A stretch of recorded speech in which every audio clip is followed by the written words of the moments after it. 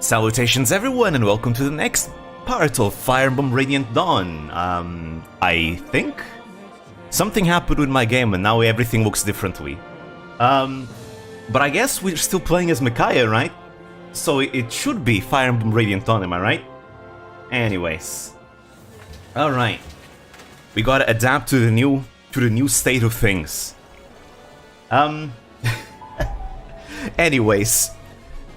I guess this is not gonna be Fire Emblem Radiant Dawn today. We're gonna play Civ 5 as Micaiah, and you'll see there's other things that are changed. Quite a lot of them, actually.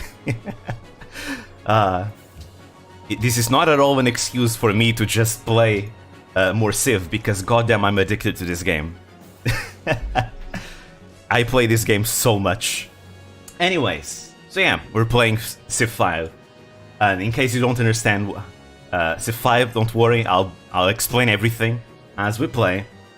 But we're gonna play with a bunch of the Fire Emblem mods. There's an entire community dedicated to making these mods, so it's super cool. So yeah, so let me tell you guys about what Micaiah does. I may as well explain. Civ 5 slaps. Wish they just released a remastered version instead of focusing on Civ 6. Yeah, I personally like Civ 5 more than 6. I mean, Civ 6 is fine, but Civ 5, I don't know, just something about it I really like. Anyway, so Micaiah. So her ability is that she turns defense from buildings into culture. So for example, our unique building, which is supposed to be a monument, is replaced by the keep, which gives us 5 defense instead of 3 culture. But because of her ability, we get 5 culture out of this. So we get really good early border expansion.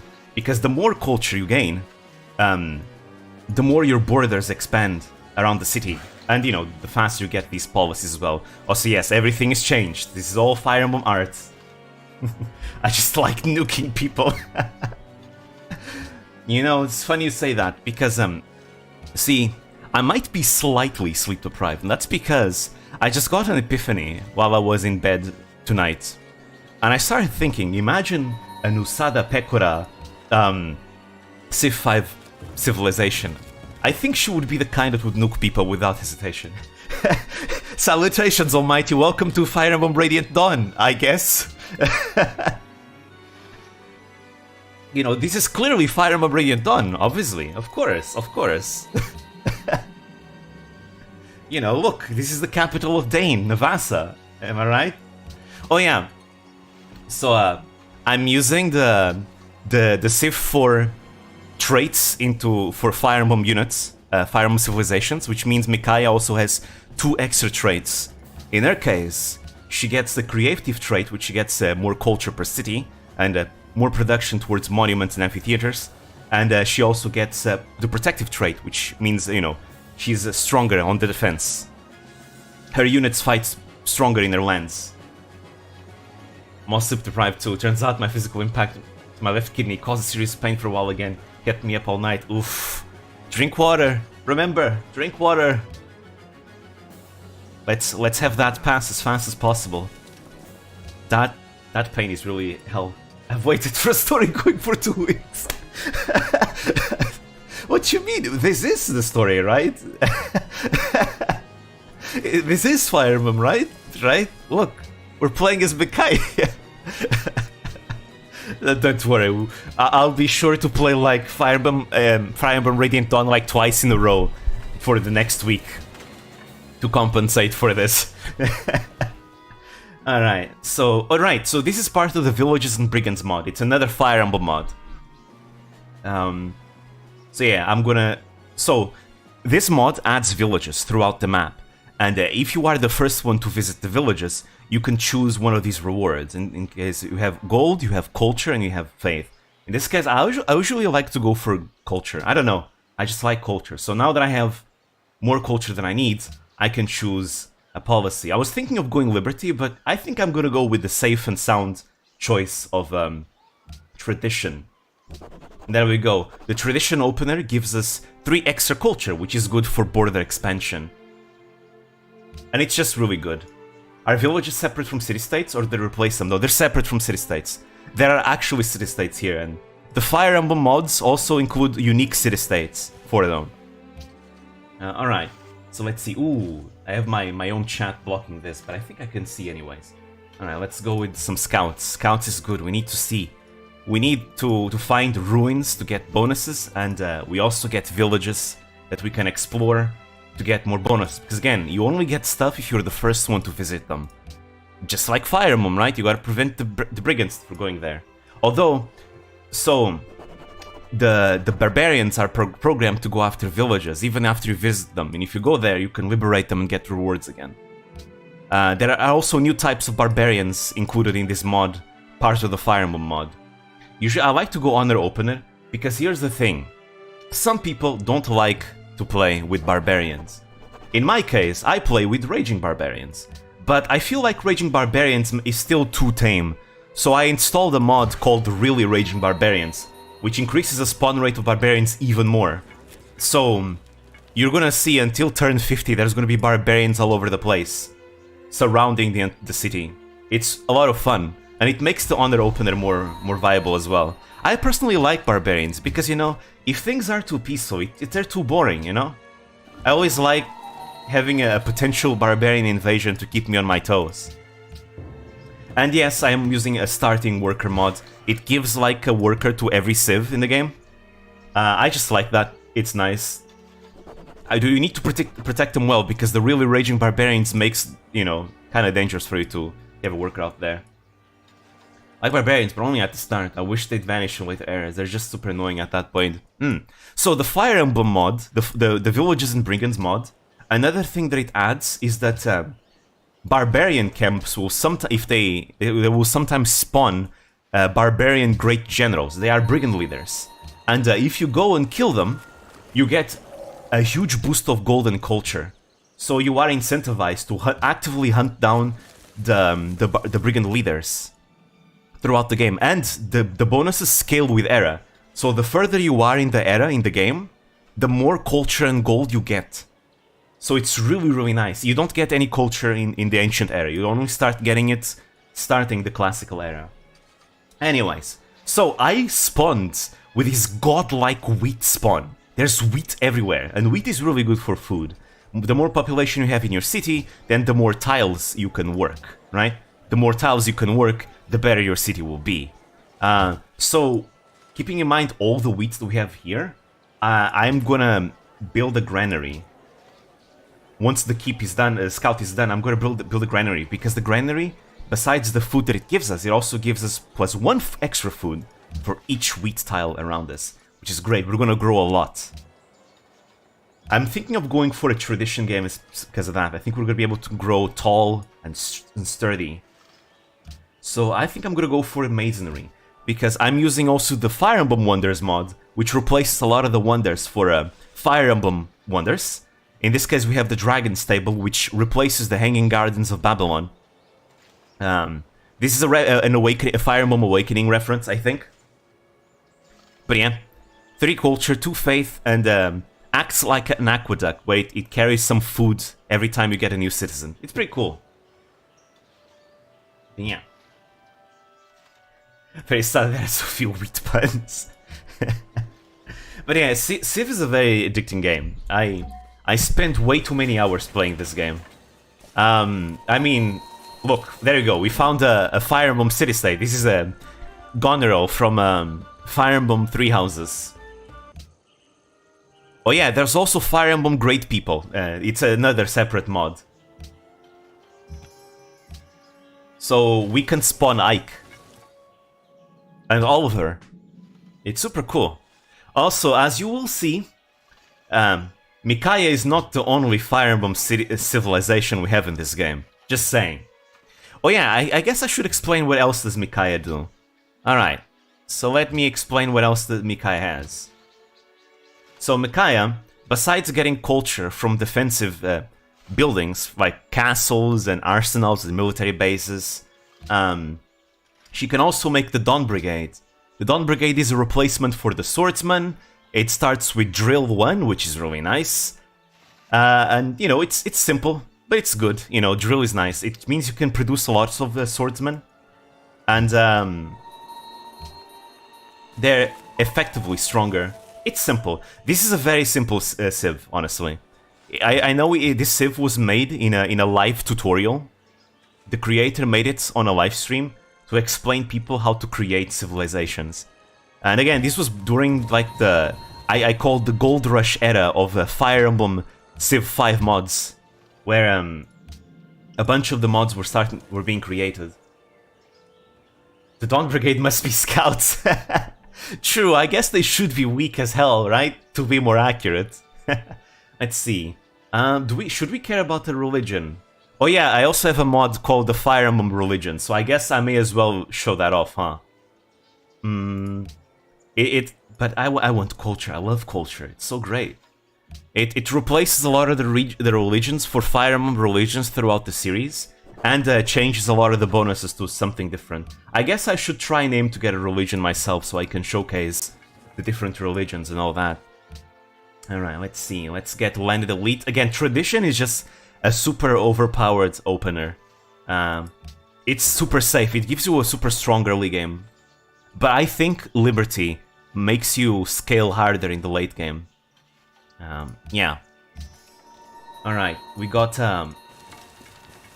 Spearman. That's really nice. There is also another mod called the Fire Emblem Weapon Triangle mod, which actually adds the weapon triangle into this game. However, I decided to keep it off because I play Radiant Dawn on Lunatic modes, and that means there's no weapon triangle. So it's more accurate for me to play without the weapon triangle than with the weapon triangle. Do you plan on reaching late game with this stream? Nah, I think this is just a one-time thing. It's just a one-time thing, just for the April Fools. Because again, civilization campaigns can last a long time. Like hours and hours and hours. I mean, I'd be down for it, but right now we have other things we need to finish first, you know? So that's why I'm not planning on finishing this. It's just an April Fool's joke. One day. Again, I've always considered that Civilization 5 streams could be really good as Zatsudan streams, because again, they're very relaxing games that I can play, you know, calmly, and just talking, answering questions that anyone might have, talking about things. It's really nice. Still super hyped for the Metal Gear Rising playthrough. Exactly, that's why I cannot spend my time playing Civ 5, because again, knowing myself, I wouldn't be able to stop myself, so I gotta just tell myself, no Civ 5, you can't. We have other things I need to play. Is this the rumored FE4 remake? No, this is the actually rumored Fire Emblem Radiant Dawn remake. See, we're playing as Micaiah, as you can see. It's yeah, Intelligent Systems decided to create a remake of Fire Emblem, and we're playing it right now. It's just one more turn, yep. Oh, see, there we go. This barbarian camp just spawns a brigand leader, so after the classical era, if I clear the camp and kill the leader, I get a huge bonus of culture and gold. It's super cool. Again, it incentivizes you to actively hunt the camps. Right now I'm still in the ancient era, so I don't get any bonuses yet. Also, my scout died. Again, I have the really raging barbarians mod, so the barbarians are gonna start going crazy. Okay, nice. We have mining, so we can construct mines. It's really important. Alright, another village. Okay, I think let's get actual faith, so we can get ourselves a religion. In one turn, I'm gonna get the granary. See, the cool thing about Civilization is that there's always something happening. Always. It's either one of your buildings about to be constructed, or maybe your city is about to have more population, or maybe you're about to get enough culture to get a new social policy, to get a new bonus, or perhaps you're about to have like a new technology or something like that. There's always something going in the game. And this is what makes Civilization become such an addicting game. Okay, I'm gonna make a shrine so I can get faith every turn, because, you know, I want to showcase the Fire Emblem religions. So I think I need to make a religion.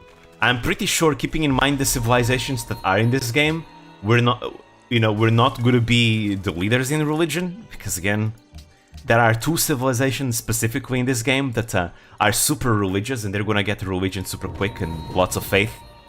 But we'll see when they happen. This is a Pangea map. It's a Pangea map, and goddamn, there's thieves. Oh yeah, this is part of the Brigands and Villages mod as well. There's thieves. They have 3 move. They're super annoying. I guess I should recall my spearmen back to my city so he can actually protect the city. This is why I should probably make more scouts. But scouting is very dangerous with the really Raging Barbarians mod. Because your scouts just die because of all the barbarians. But again, it's fun. It's chaotic. Alright, let's go for monarchy. 1 gold and -1 in happiness for every 2 citizens in the capital. Keeping in mind I have so much wheat around me and I'm gonna grow so much, it's really good to have that. I'm gonna get lots of gold. Because again, in civilization, the more population you have and the more cities you have, the more unhappiness you'll have as well. And you wanna avoid unhappiness as much as possible. Because if your territory becomes unhappy, your cities have a penalty in production. You're gonna have a penalty in growth, in population growth, and your military units are weaker because their morale is low. So this thief just pillaged my tile. Part of me thinks you'll love the game Stellaris. I've heard of that one, but I've never played actually. The other part of me knows you'd be turned off by the sheer amount of DLC because Paradox Interactive. Yeah, I don't like DLC that much. I did buy the DLC for Civ 5 because, you know, I was like, man, I play Civ 5 so much, I may as well buy the DLC. You know, because I just love Civ 5 so much. So we have all the DLC up to Brave New World. Besides, that's the DLC that adds Portugal into the game. You know, I guess I couldn't skip on that. Also, speaking about mods, so again, there's like an entire community dedicated to Fire Emblem mods, and you have probably like most civilizations in the Fire Emblem series already exist as a mod, but there's also like a bunch of Toho mods, and I play a lot with Toho mods, and as you can see in my save files, I play a lot with those Toho mods, like a lot with those Toho mods. Yeah. Stellaris as 21 down. Also, yeah, we have marbles. That's gonna be great for early wonder. So this is a luxury resource. Luxury resources like marbles or like incense, they give you happiness. They're very good if you want to expand your territory. Because again, you get unhappiness whenever you expand. So you want to make sure you get those luxury resources so you can have happiness, so you can expand. And you only get happiness for 1 copy. After you get more copies of the same luxury, you don't get any more happiness. However, you can use that luxury to trade with other civilizations. There we go, we got masonry. And now we can construct walls, the Mausoleum of Halicarnassus, the Dragon Stable, and we can construct quarries and marshes. The quarry is especially important because now with the quarry, we can work that marble tile. Also, I'm also playing with the Sukitrax Event and Decisions mod, which adds random decisions and events into the game. This is one of them. Solar eclipse. The nation stares in awe as the sun slowly disappears behind the black disk suspended in the sky, and the world turns to darkness despite it being midday. Your subjects are absolutely terrified. So there's no choice here, but I think later in the game there would be like an extra choice you can make here. Some of these decisions will be actually negative, like bad things can happen to you. This is a good one. It just gives us faith. Our prayers and sacrifices shall bring back the light. So every single Fire Emblem mod is compatible with the Sukitrax Event and Decisions mod, the Toho Civilizations too, by the way. And they add unique decisions to the game. I don't know why it's not telling me what it does, but it's supposed to do something that's good for us. I think this one is kind of bugged though. But yeah, it adds unique decisions for each civilization. Again, it's just adds some more uniqueness to it. Anyways, we got ourselves enough faith for a pantheon, so we're gonna make a religion, a pantheon, I mean. So because of the civilization Fire Emblem Religions mod, we get an entire overhaul of the pantheons. So, but damn, now I can see because I have my chat on top. Actually, I think I should probably put my chat in a different location, because my chat is in the top left corner. That's why, and I have the see-through windows. But I should be able to still see what it does. So this one gives us culture from jungle tiles. We have no jungle around, so we don't care about that. Battlefield sacrifices. When you win a battle within 8 tiles of friendly city, gain faith. So that's nice, I guess, but I don't really want that. Blades of Altina. That's an actual reference to Radiant Dawn, because Altina was the first Empress of Benyon, the first apostle. Let's see. Culture and faith from gold and silver. We have none, so we don't care about that. Here we have 30 HP healed if an adjacent unit is to a friendly city. We don't care about that. Dawn Dragon, culture and faith from shrines. It's nice, I guess. If anything, we don't need that though. That's a Fire Emblem Fates reference. Day of Devotion, 2 culture from cocoa and sugar. We don't have any. Dusk Dragon, 1 faith in production from shrines. I actually like this more because, you see, I love production. Being able to build things fast is great. So I usually tend to focus a lot on production in my games. And science. Father Sky and Mother Earth. So 1 faith in culture from pastures. We don't have any cattle around, nor sheep, so... Well, I guess there's cattle here, but that doesn't matter. So we don't go for this one. For Seti's Guidance, faster growth rates, you know, your city grows more. It's nice, I guess. Grand City of Thebes gives you more production towards ancient classical wonders. It's nice, but I'm not gonna really do that much there. Hero King is basically God King from Vanilla Civ. 1 of every yield in your capital. Hunt of Hanon, food from camps. Let's see, we have a deer tile nearby, so I guess we have 1 camp, but it's not that important. Identical rare-haired merchants, it's an Anna reference. We have golds from City Connections. Mana Kids Tolerance, you know, say no to racism. We get faster border growth. No sheep, thank God you're not playing Wales. Ah, yes. It's a shame the Civ 5 modding cycle is pretty much over and everyone moved on. A VTuber themed mod would be neatish. Exactly, it's a shame. Although there's a lot of mods in Civ 5, like there's a lot of them. But yes, while there are still some people that are making mods for Civ 5, the majority of them have moved on to Civ 6. And there's actually Hololive mods for Civ 6. I don't have Civ 6 though. Well, I do have Civ 6. I have vanilla Civ 6. However, it's in Epic Games, because Epic Games, there was a time where they gave the game away for free, the base game. Problem with having the Epic Games version is that you cannot use the Steam Workshop, so no mods for me. One day I'll have to buy the actual Steam version so I can play with the Hololive mods. But yeah, let me just finish this here. So I want to go further into that conversation topic of Hololive mods, because I've been thinking that's what's been keeping up at night. Such a confusing game, I know, right? It's a Fire Emblem changed, man. Fire Emblem is no longer the same. Nini's Grace. Faith from Tundra and Snow Tiles without forest. We are actually kind of close to Tundra, we don't care about that. Miller's Bounty, we get food from banana, citrus and wheat. I mean, look at how much wheat we have nearby. I may as well go for that. That's insane. You know, we worship Miller here. New Year's Festival, culture from faith from wine and incense, which would also be good because we have incense. Essentially, it's 3 culture and 3 faith we would get from these tiles. But honestly, man, I love growth. Let's see. Reasonable crit rates, 2 production from salt. I love this joke. Again, enemies with high crit rates, you get salt and that salt gives you production. But we don't have any salt here, so we don't get salty.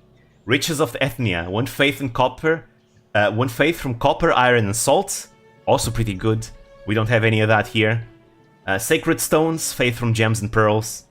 Shamanism, faith from natural wonders. Skies of Yudu, culture from plantations. Tales of Xanadu, 1 faith from desert tiles. It's really good if you're in the desert.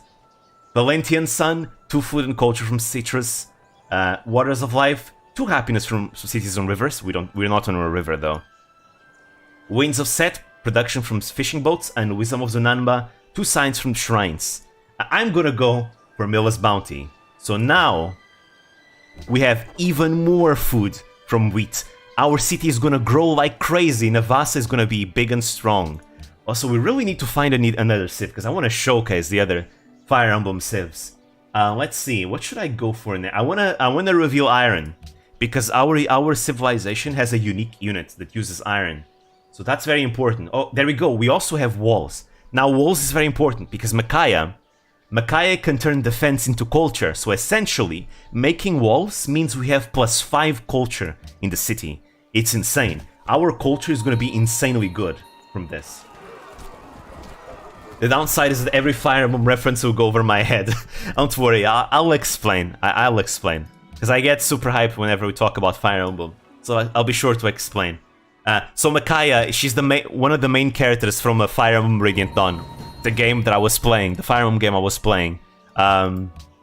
She's cool, I like her. I consider her one of my brethren. Because, well, I guess I shouldn't tell... Well, actually... Did the game already reveal it? Because I don't want to spoil anything.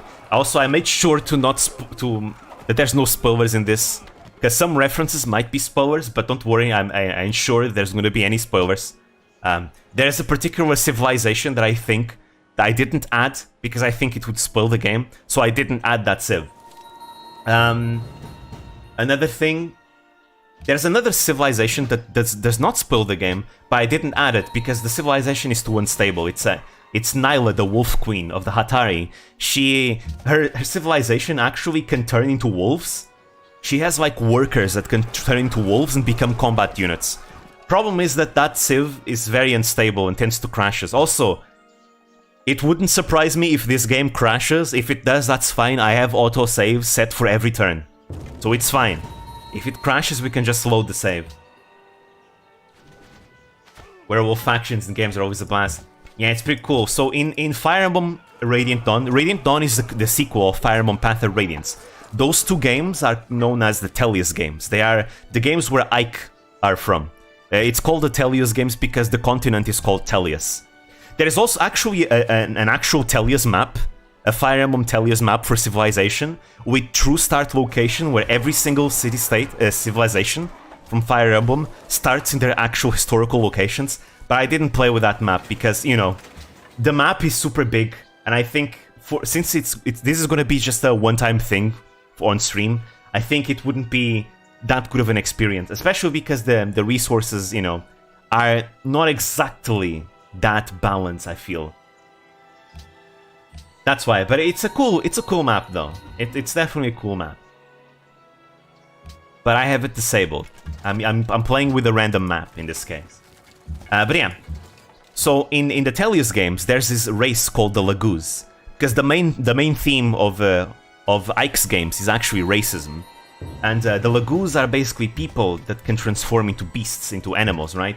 You have the beast tribes. The beast tribes they can transform into tigers, cats, and lions. The bird tribes, they can transform into hawks, ravens, and herons. Then you have the wolf tribe, and then you also have the dragon tribe. So yeah, we have all of them added except the wolf tribe. They are all civilizations here. So we'll see them in the game. We just need to find them, because we haven't found anyone yet. This is a Pangea map, so it means that this is all one continent. Because there's no civilization that's coastal. Well, I guess technically the bird tribes would be kind of coastal. I'm gonna go honor opener, honestly. Again, really Raging Barbarians is gonna start kicking in. That's why, and I misclicked and I've moved these units by accident, unfortunately. My favorite Civ 5 custom map is the one that recreates Earth, but not super tiny like the base game's Earth map. I know that mod. That mod is great. It adds true start locations for every single vanilla civilization. It's super cool. It's super big as well. And not only that, you can actually download mods like other historical civilizations from the workshop, and they also have a true start location for that mod. It's really, really good. They did such a wonderful job with that mod. Again, the modding scene for Civilization is amazing. Really, really good. But speaking about mods, I really want to see more VTuber mods for Civilization. It's actually the reason why I'm sleep deprived right now, is because I was kept at night by the idea of like a Pekora and a Kayla civilization for Civ 5.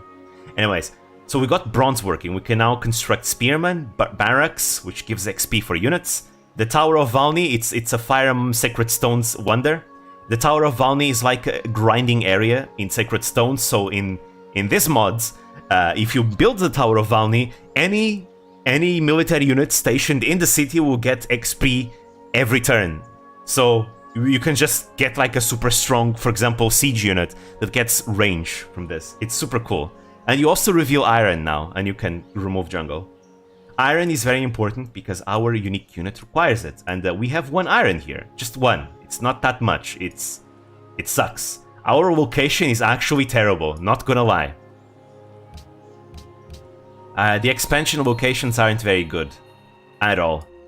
This would be fine right here, but still, not that good.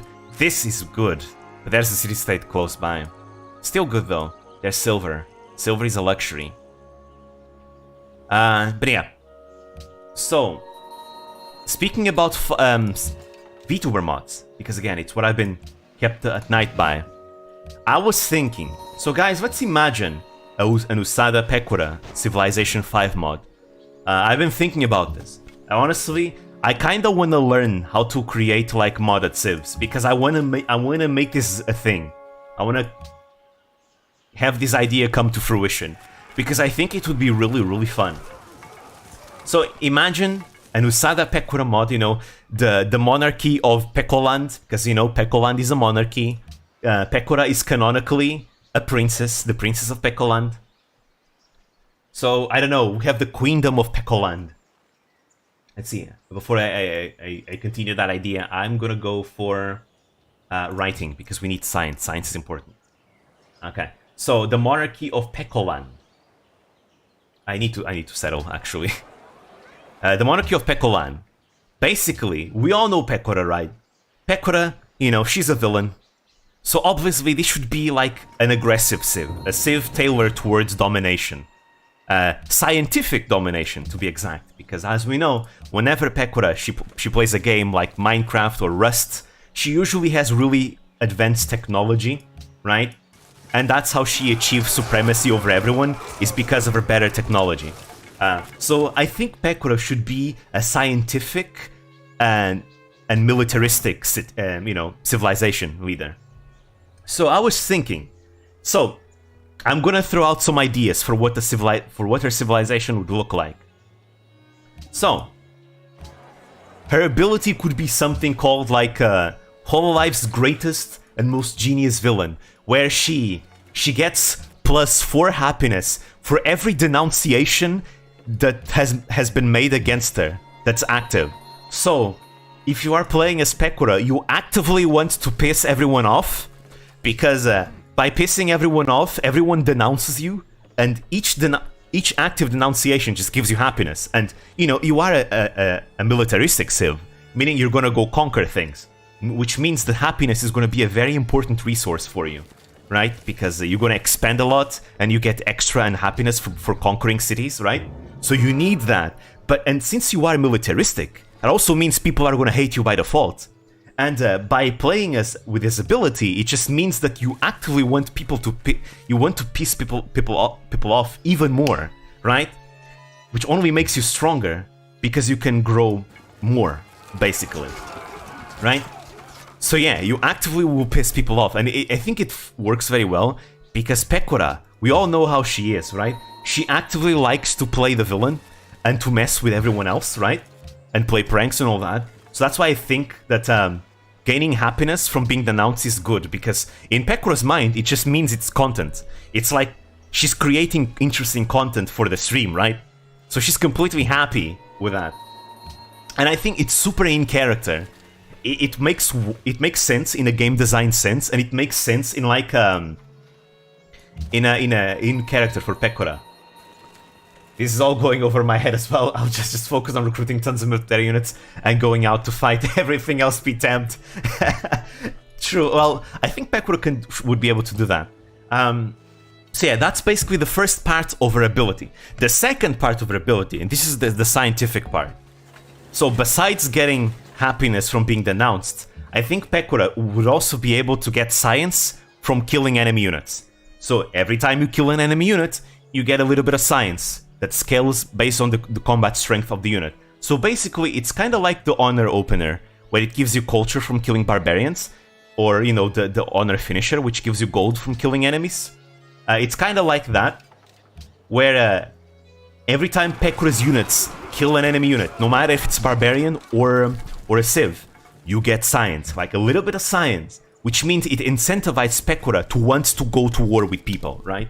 Because even if you don't want to conquer cities, you still want to go to war with people, because that will only make you stronger. It means you'll be able to, like, have a... Yeah, I need to go here because I need the iron, actually. So I guess I'll go here. It's not that good of a city, but I'm desperate. I need the iron, and it's only 2 iron. That's terrible. But yeah. Again, it incentivizes Pekura to go to war, which is something that she wants to do anyways, right? It's Pekura. She should be incentivized to go to war. And the science that she gets is because we all know Pekura loves making experiments. You know, she's always experimenting on others. Sometimes she experiments on other Hobo members, you know? Like the Warden experiment and things like that. So she should be one to go to war and be rewarded for being at war with science. Because again, Pekura is a scientific civ, right? Because Pekura likes to be technologically ahead of everyone whenever she plays like a game. And I think that's very in character. So that's their ability. Happiness from denunciations, science from kills. That's it. It's pretty strong. Again, I think I'd like to make my civs slightly stronger than vanilla civs, because a lot of the civs that I play as... Ooh, this is a barbarian here. Okay, gotta go back. Otherwise, I'm gonna lose my settler. Because that way... because I play a lot of civilizations that are slightly stronger than the vanilla civs. Like, the Fire Emblem civilizations tend to be stronger than vanilla civs. Toho mods as well. They tend to be very balanced if you're playing them against each other. But they're definitely stronger compared to vanilla civs. Okay, what should I go for now? I actually should... perhaps I should go for Calendar so I can get the incense. So I can get some extra happiness. Yeah. So I'd probably go for, you know, Hololive mods that are slightly stronger than vanilla. So this ability is already pretty strong, honestly. And then clearly focuses on that militaristic approach that Pekura should have. Now, as for a unique building, I think she should have 2 unique buildings. The first unique building would be an Usada Kensensu office. It's basically a replacement for the workshop. I'm not gonna kill this yet, guys, because I wanna get to the classical era first, so that I can get the bonus culture and gold from brigands. Incels for more happiness every stream. I think a Yago civilization would be super cool too, like a covered corpse civ that focuses on culture victories and generating great artists and great musicians. I'll explain that idea later. I'm gonna explain the Pekura one first, because I'm super excited about this idea. So, the Usada Kensensu office would be a replacement for the workshop. In case you don't know what the workshop is, the workshop is this building over here that you get in the medieval era in metal casting. It gives 10% production and 2 extra hammers and an engineer slot. Basically, the Usada Kensensu branch office would give you the same bonuses as a workshop, except it would also give you... wait, I forgot the idea. What was my idea? I had something in mind. Right, you get 25... Instead of 10% production, you get 25% production, and you get 3 production. So it's a slightly stronger workshop, which I think it works because, again, Pekura in Minecraft, she built like half the buildings, or like 1/3 of the buildings in the Minecraft server, in the old server, right? She built like lots of buildings, lots of farms, and all that. So I think having the extra production would be very much in character for her. Very, very in character for her. And then we could have it as whenever Pekura unlocks atomic theory, she basically gets like extra production towards nuclear bombs, nuclear missiles, and guided missiles. You know, just for extra chaos. Also, I'll talk about her AI her intended AI later, because obviously she's gonna be super aggressive. What about Botan branch ramen shop building? I was thinking about that. I was thinking about that actually. I'll explore that idea later, because of the mod compatibility with other mods. But yeah, the branch, the Usada Kensetsu branch office would basically support your production efforts, because again, it's very in character for Pekora, while also giving you a bonuses towards like nuclear warfare, because Pekora would be the one to do that, you know? She's a war criminal, she would definitely go for nuclear bombs. Then her second unique building would be the Usada Trade Center. The Usada Trade Center is another building that she built in the Mario Kart server. No, the Mario Kart server, what the hell? Why am I thinking about Mario Kart? In the Minecraft server. God damn, I can't settle there. There's too many barbarians. The Minecraft server. So, the Usada Trade Center is this like building that she took a long time to build. It uses lots of Minecraft villager slave labor, and she basically constructed a building where the villagers give really good deals for really rare items and armor and enchantments and all that, all for like basically nothing, because she managed to make the villagers give her great deals by turning them into zombies and then curing them so that the villagers would like her more. It's like a genius idea that she had. Absolutely villainous. I love it. So the Usada Trade Center would be a replacement. Pekora says slavery is efficient. Pretty much. That's Pekora for you. So basically the Usada Trade Center would be a replacement for... where is it? Ah, here we go. The East India Company. So basically she would have both of her buildings in the medieval era. So it's a replacement to the East India Company. So you can only build it once. Basically, it does the same thing as the East India Company. But also, on top of that, it gives you a free worker when you build it, because of course, slave labor, of course. And it increases the effectiveness of your internal trade routes by 50%. Which is really good, because again, you're gonna piss everyone off. It means everyone doesn't want to trade with you. Like, nobody wants to trade with you, which means you're gonna probably do internal trade routes to be self-sufficient. So by making those internal trade routes even better, that supports your playstyle, your isolationist, aggressive playstyle even more, right? Because Pekora is self-sufficient. We all know the whole character arc that Pekora went through, where Pekora is perfectly comfortable playing by herself, you know? She would mostly play by herself a lot. And you know, in the Rust server, she even declared war on the entire server and fought by herself against everyone else in the server. So like, Pekora should be a self-sufficient civilization that, you know, can survive even if the entire world hates her. So I think the internal trade routes would help support that playstyle. And you know, to build the building, to build the Usada Trade Center, you need a market in every city, which, you know, gives you more gold, which helps support the big military, which you want to have a big military if you're going conquering things. So yeah, those are our two unique buildings. Now usually, Civ 5 civilizations tend to stop there, on two unique things, and that's it. Has Pekora ever expressed her opinion on Whole Life Secret Society X and their goal for world domination? Actually, I don't think she's ever expressed that, but I feel like Pekora's goals and Holox's goals are very much aligned. I think they both want to dominate the world, right? Holox wants to dominate the world, and Pekora also wants to dominate the world, as we've seen from her song, the Rabbitality project, where she wanted to turn everyone into like Pekoland citizens. Anyways, I'm gonna go for this building, the Jiayuguan Fort. It's a mod, it's from the Mercenaries mod. It gives more defense, which is more culture for me. I'm gonna go for that. So yeah, I'm playing with the Mercenaries mod. In this mod, you can actually like contract, like I don't have it unlocked yet, I'm gonna get it later, where you can actually pay gold for like temporary military units. So you can have like a combat ready military. by just paying them gold. It's super cool. But yeah, but maybe, now that I think about it, maybe Holok's and Pekura's goals are not that aligned, because maybe they both want to dominate the world in their own ways, right?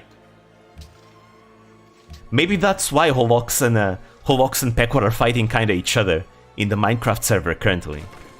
Well, I guess Iroha helped Pekura once, but they're still kinda going against each other. Just realized something fun. In lore, Holok's joined Whole Life because their organization was bankrupt. Meanwhile, Pekura wastes landslides of money but a gameplay. I'm like, yep. Pretty much. Also, holy shit, look at that. We have so much food. So much food. It's all because of these wheat tiles. It's amazing. Look, our capital has 9 population. But these barbarians are getting out of hand. I mean, I guess this is what I get from using the Really Raging Barbarians mod. Am I right? Oh well, kill them. Destroy them. Problem is that my units are not strong enough to fight this. I just want to settle here, but it's so dangerous. I probably want to settle here later too, because I like fish tiles, they're nice. But I want to discover to see if there's any luxuries here. So yeah. Usually like civilizations stop at two buildings or a unit in a building and something like that. But I'm gonna go forward. I'm gonna give Pekura a unique unit on top of the 2 unique buildings that she has, because why not? A lot of mods do that anyways, right? So Pekura's unique unit would be the famous TNT cannon. The TNT cannon would be a replacement for the cannon, which you get at chemistry, right? It would replace the cannon. It would be slightly stronger, not too strong, just slightly stronger, and it would start with logistics promotion. Now, the logistics promotion is a promotion that gives the units the ability to attack twice in the same turn. So, it means her cannons can bombard cities twice. And that's insane. That's really insane. And the reason why does her TNT cannon can do that? Because the TNT cannon was the first project of Usada Kensetsu. Lion, hello, randomers, salutations! So the TNT cannon was Pekura's first project in Usada Kensetsu. Models only animations are absolute bitch to mod, aren't they? I think so. A lot of people tend to use assets already made by other modders. And when they can't use assets from other modders, they just use vanilla assets. Because functionality over like looks tends to work as well.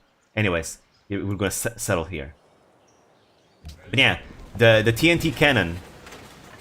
The TNT cannon was the first project made by Usada Kensetsu. And the reason why it has logistics is because when you see the TNT cannon, the actual success experiment from Pekura, it shoots like a continuous fire of TNT.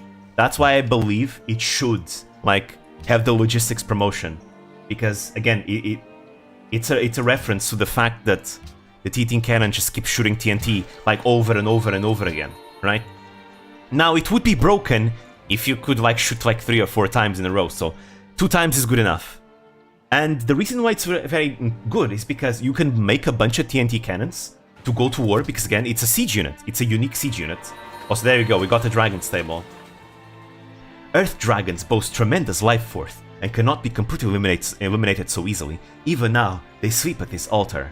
So, this is technically a reference from Shadow Dragon, but the dragon's altar, as we see it like this, is from Fire Emblem Awakening. This is Grima, the main villain of Fire Emblem Awakening. So yeah, now we get extra foods to be carried away after whenever a citizen is born. It's really good. We're gonna grow like crazy, even more.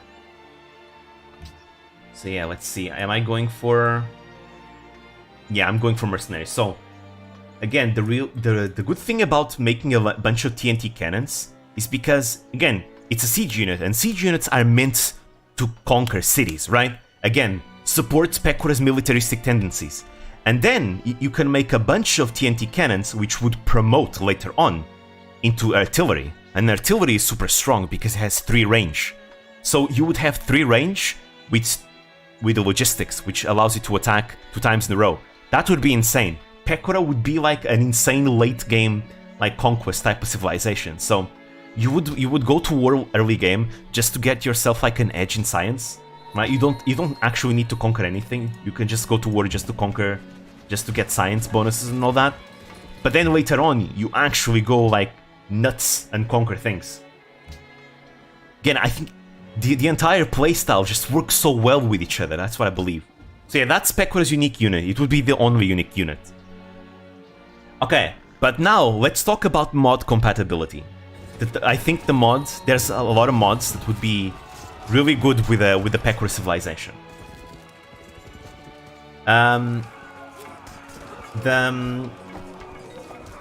So the first compatibility mod would be definitely a compatibility mod. Oh, wait. Technological breakthroughs over. There you go. This is a decision from the Sukitrax Events and Decisions mod. Our ministers report that there has been a local development that is relevant to our understanding of trapping. They would advise we investigate to learn if we incorporate this new information into our current research. So, I can do this one. Oh, wait. Oh, there we go. Just send some people for a cursory investigation, which gives you 4 signs. It's not that much, but it's guaranteed. Or, investigates thoroughly with skepticism, which gives you the double of that, but there's a 50% chance where nothing happens. I'll go with that one, because 4 science is basically nothing. And, nope, we got nothing. There we go. Again, these decisions will happen every once in a while. No, I need to be careful here. Nice, there we go, we killed it. But yeah, mod compatibility. I definitely would like to make the mod compatible with the leader traits. This is the leader traits from Civilization 4, which are added into Civ 5. I like this. It adds more uniqueness to the civilization. And again, I think Pecora should be inventive and aggressive. So the inventive bonuses gives her extra science, because again, technological edge is what Pecora wants, right? So you would get extra science, and she would be aggressive, which would sustain a bigger army. You pay less for an army, and they start with like drill and shock promotions, which make them strong at every single terrain, right? So it would incentivize you to not be afraid of going to war in the early game, just to cause some chaos. That's why I believe like that would be really good for her, like an inventive and aggressive like traits for her. You wanna go to war, we wanna cause chaos. Her units will be slightly stronger because they are completely fine going into chaos, and they'll be able to like have a technological edge. Is this Radiant Dawn or is this an April Fool's? We're playing Radiant Dawn, but you know, it's a different Radiant Dawn, you know? Look at Micaiah. Again, I haven't found a single civ yet. You know what? I don't usually do this, but I'm gonna make a scout. Because I really wanna find more civs. Like, it doesn't feel right like Radiant Dawn because I haven't found another civ yet. Like, every single civ in this game is a Fire Emblem civilization from Radiant Dawn. I added every single Radiant Dawn civilization except the Hatari into the game. But we haven't found them yet. Which is weird because this is a Pangea map. So I don't know why I can't find anyone. The less civs around, the more space you have to expand and contest it. True, that is true. Maybe I should go Liberty after all. Actually going double Liberty and Tradition is actually not bad. It's a viable thing you can do. I don't know exactly what kind of victory I'm gonna get. Kinda looking for a cultural victory, but at the same time I feel like that would be perhaps too boring. But there's no cities for me to expand, for me to conquer, so... Uh-oh. Let's go back here. But yeah. So yeah, again, Pecora, it would support her playstyle even more. And then I think it would be cool if her mod also had the compatibility with the Sukitrax Event and Decisions mod, which adds unique decisions for Pecora. For example, that mod is compatible with every single Fire Emblem Civilization mod, and a lot of the Toho mods as well, and all the vanilla civs as well. For example, the Venice is a vanilla civ, which has a compatibility with that mod. And in their case, they get like a decision where they can like pay money and culture, I think, and they get like a unique wonder that only they can get. Like, I forgot which wonder it is, but it's like a unique wonder that they get. It's super cool. And that wonder supports their playstyle even more for like a diplomatic victory, I think. So I want to do something like that, where perhaps you could have like decisions, like special events decisions, that you could do that are unique to Pekora. Like, one of them could be like, enlist the services of Muna, or start a Peko Muna collab, where if you do that decision, immediately you get a free great engineer in your capital, right? It would be Muna, obviously, and you get like a unique building in your capital called like the Peko Muna Monument, which is a monument that gives you 4 happiness, right? Because again, reflects happiness, because friendships made with Muna, you know, we all love Peko Muna collabs. And, you know, it further supports her militaristic efforts, because when you are playing a militaristic civ, you want happiness. Yeah, I think I'm gonna go Liberty as well for rapid expansion. You want happiness to make sure you can conquer more cities without being penalized too much. And again, it would be nice for flavor as well. So it functions well, it makes sense in character and gameplay-wise, and it's wholesome. And that's very important. Let's see. Well, let's go for Sword Altar. I know, I'm not expanding that much. I tend to be very going for tall playstyles. And just wonder spamming. And not building that many military units. Though, I don't need that many, because there's no civilizations around. Although there's a lot of barbarians I need to kill, so I guess I should maybe have more military units. Though, honestly, all the barbarians we're actually facing are not that many, as I usually tend to face. Usually there's more barbarians being spawned. There you go, we got marbles. Let's get incense now so we can expand more. Because I want to expand somewhere around here. I want to reveal what's in here to see if there's like any luxury resources I can expand to. But yeah, and I want to send this scout to find other civs. I want to find them. That's the beauty of the mods, right? But yeah, that would be like one of the decisions for the Pekora mod, the Hey Muna monument, the enlist Muna's services. And we could have like the Hey Muna monument be the image for it would be like that pixel art that Pekora and Muna have together, of the two of them just being together, smiling. It's wholesome. I love it. I love Peko Muna. It's great. Ooh, that's a lot of fish. But yeah. And another decision would be perhaps that idea with Botan. Like make a Mania Botan partnership where you get a free great general, like which is Botan, right? And maybe a building that gives you like extra food and gold, right? In the capital. Like it's a branch restaurant of Mania Botan. Something like that. I don't know. Because I guess you could do the same thing for Kiara's KFP. Friendly reminder, Peko's butt is hot. Yes, true. True. But yeah, you could also do like something with KFP where you make a partnership with KFP, where you get a branch with KFP there.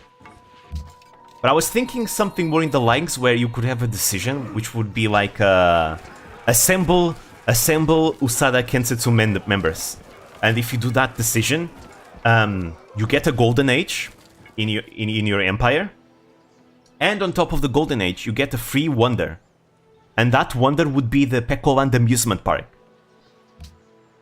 The Pekoland Amusement Park would be again give you more happiness because again military successive. Oh, actually no, maybe instead of happiness, it makes every single military unit in the city have like an intimidation bonus towards enemy military units, which would be really cool. This stream is an excuse for a giant pitch to Civ 5 modders to create this mod, isn't it? Yes, yes it is. I want it to happen. Please, Civ modders out there. Though again, I do want to like learn to mod myself, because if it doesn't end up happening, maybe I'll do it myself. Though, I don't know, it depends on how difficult it is to make a mod, because I've never done it, so I don't know. I don't know anything about coding. Bam. You would have like an intimidation bonus against like enemies whenever you build a unit, a military unit that has the wonder, the Pekoland amusement park. Or perhaps it, instead of that, just gives you happiness. I don't know. There we go, we got mercenaries. I've never advocated it, except as a means of peace. I wonder if they got the voice actor to actually voice this, because this is not a vanilla technology.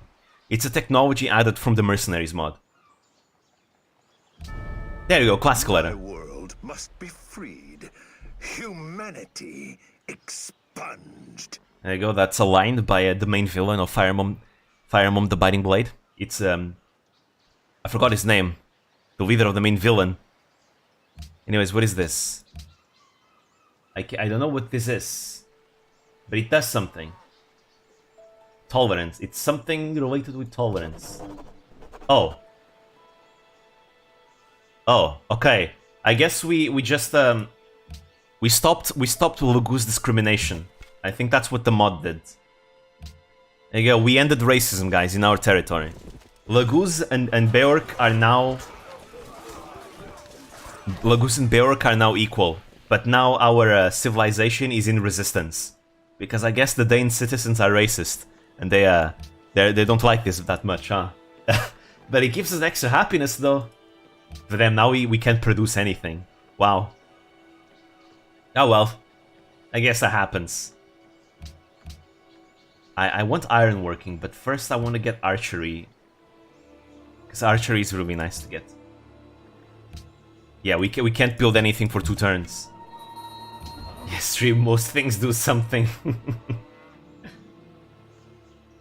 I'd hold off and mod more modern games if you're that interested in getting to the field. Perhaps Civ 6 might be a better decision, I don't know. I just like Civ 5 a lot. Let's see. What else could the mod include? I think that's enough, honestly. Oh yeah, right. So the Sukri Tax event and decisions every once in a while, they also add like unique like events that happen like randomly, right?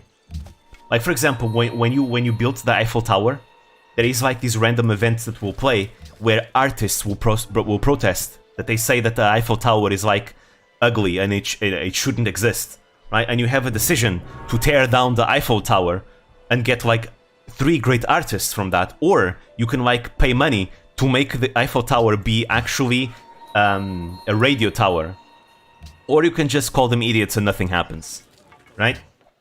I like something like that, where perhaps, you know, once you research Pecura's unique technology, unique units, the TNT cannon in chemistry, you can have like a random chance of this event happening where perhaps like what would it be? Yeah, Peace Tower, like Peace Tower is constructed or something like that. I don't know.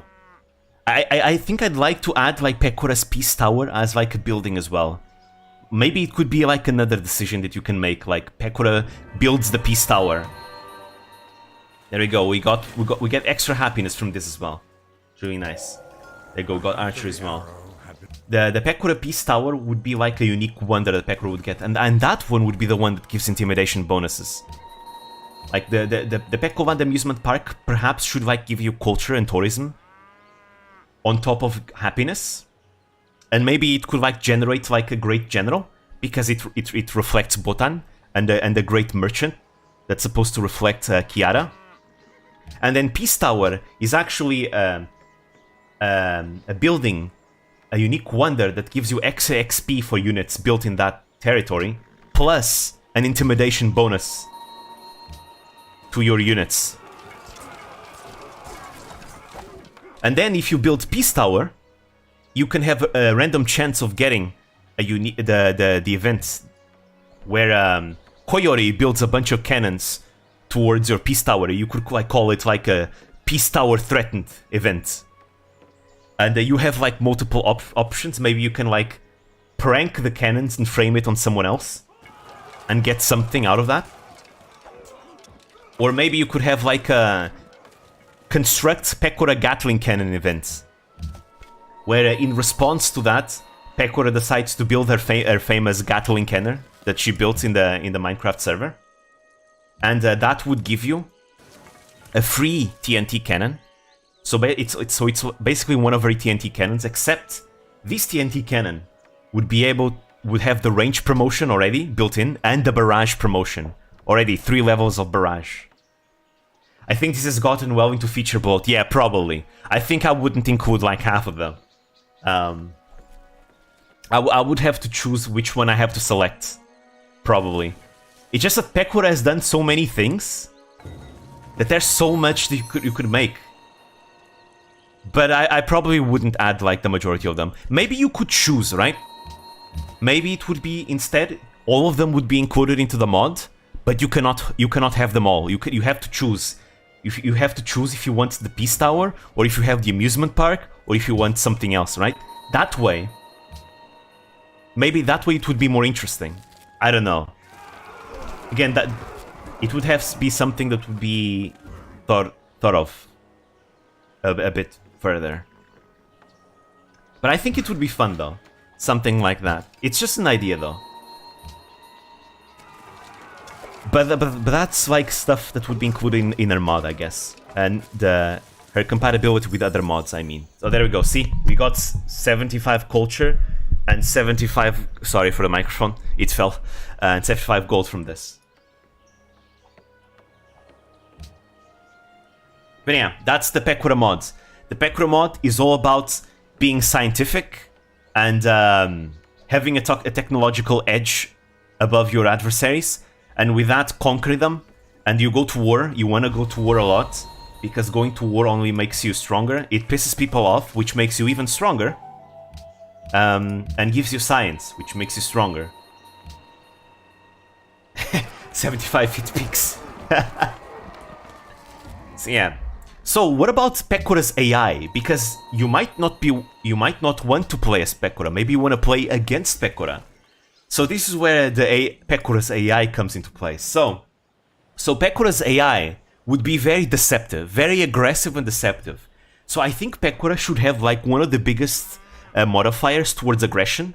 So she would be a civilization that would probably try and conquer everyone and be aggressive, and she would be super like deceptive, like Attila. Like Attila, I think, is one of the most deceptive like civilizations in the game. Pecora would be like Attila, where she tries to be friends with everyone, but she would backstab everyone. Because, you know, backstabbing is kind of what Pecora does, like, whenever she plays things, you know? Like, ooh, hello, Subaru-senpai, I have something I want to show you, and then, you know, she kills Subaru. Things like that, or, you know, the time where she betrayed Suisei in Rust and declared war on everyone and all that. You know, things like that. Pecora would be a very deceptive... Nobunaga is my homie. So Pecora would be very deceptive, very, very, very deceptive. She would try to be friends with you, but the moment you drop your guard, she would immediately invade you and backstab you, and she doesn't care if she's backstabbing you. And again, backstabbing civilizations tends to be really bad, because when you backstab someone, you get a negative diplomacy modifier with everyone in the game. Because, you know, you are a backstabber. People are wary of you, that you don't honor your friendships, right? Pecora doesn't care about that. Pecora just backstabs people, and everyone hates her, and nobody cares, and she doesn't care, because she gets happiness from that. She gets extra happiness from that. So it literally, her AI would play into her ability. It means that everyone in the game would probably hate Pecora, which would mean that everyone would chain denounce Pecora. But that only makes her stronger, because she gets the happiness from that. So there you go, that's how you tie in the AI into her gameplay. Let's see, she should be she doesn't care about religion, and she should be very, like, scientific for sure. So she should be working into infrastructure a lot. Because she would back her militaristic tendencies with a strong infrastructure, which would be more like focused on science and military production, and just production in general. She doesn't care that much about culture, and she doesn't care about religion. She does the minimum amount of wealth just to sustain her army. Things like that. Though I guess she would be rich, right? Because Pekora is rich in the Minecraft server. Let's see. We're gonna get the golds. Yeah, we have a bunch of stuff, but no luxury. No luxuries around. I think I'm just gonna expand here anyways, just because I want an extra city. Honestly, I haven't been thinking how much on expanding in this game. But I will have to. But yeah, let me see. Let's think about another civilization. I was thinking about Kayla. Kayla is another one that I was thinking about. Where Kayla would be kinda the opposite of Pekora. Where Pekora wants to be aggressive and denounce everyone. Well, actually no, Pekora doesn't care about denouncing others. Pekora just goes to war with everyone and backstabs everyone and gains power off of that, right? Kayla would be the opposite. Kayla is like known to be the NPC of the Minecraft server, right? So, I think Kayla should be very friendly with everyone. Like, very, very friendly. So Kayla, would you have a friendly AI? She tries to be friends with everyone. And their ability should definitely incentivize that. Where Kayla, perhaps her ability would be like the legendary NPC or something like that. The legendary NPC 69.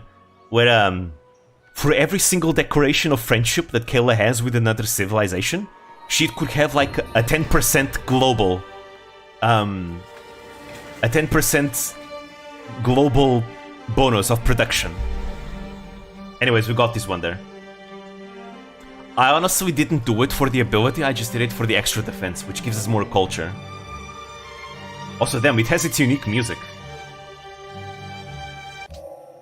Do not wait to strike till the iron is... They throw in good civilization. Make it Ooh, I'll think about that one next, actually. I like the idea of a naval civ. For sure. There you go, we can now build the Dawn Brigade. Is it the Dawn Brigade? No, it's just a bird. Ooh, I think I see a border of a civilization there. Maybe, maybe not. In the fog. But Kayla would be super into production. Like, that's her thing. Kayla just wants to be super productive. Oh yeah, I know, no. The perfect name for her ability is The Grind Never Stops. Like, that would be the name of her ability. She gets 10% production from each friendship, because, you know, as we know, Kayla, she gets friends with everyone, and she decides to grind stuff and give stuff for free for everyone, right? Which means that for every friendship that she has, she's basically grinding for them. Let me get the philosophy, because I want the National College. So production is just important for her. And let's build some military units, because the barbarians are getting too much right now. And perhaps you could have like a unique ironworks, like a unique ironworks would be like the lava factory that she has, which gives her tourism and culture. So basically, she would be super productive and super wonder spammer. So Kayla wants to build a lot of wonders, and she wants to go for a culture victory and be friends with everyone. She gets production from being friends with everyone. And let's see. Perhaps she could have like extra production for every single bonus resource in the capital or something like that. Maybe not. Maybe that's too much. That's too OP. Something. It would be something different. But I like the fact that she would get like production from friendships. It incentivizes her to be more of a helpful NPC for everyone. But maybe something else on top of that as well. Marine civilization? Yeah, that one works too. I think a lot of Hobo members have the potential to make a civilization. Yeah. None of this is this mod is bugged, as you can see. We have outcome 1, which gives me the outcome 1, and yeah, this mod is broken. I don't know. I'll go with outcome 1. I don't know what happened. This mod is so bugged. Where are all the civilizations? They all disappeared. Why am I alone? I'm not supposed to be alone here. I swear I added more civilizations to this game. Oh, more resistance? Well then. Nah, the other civilizations definitely spawned because, like, wonders are being built in faraway lands. That means that there are other civilizations around. That means that they all spawned super far away from me.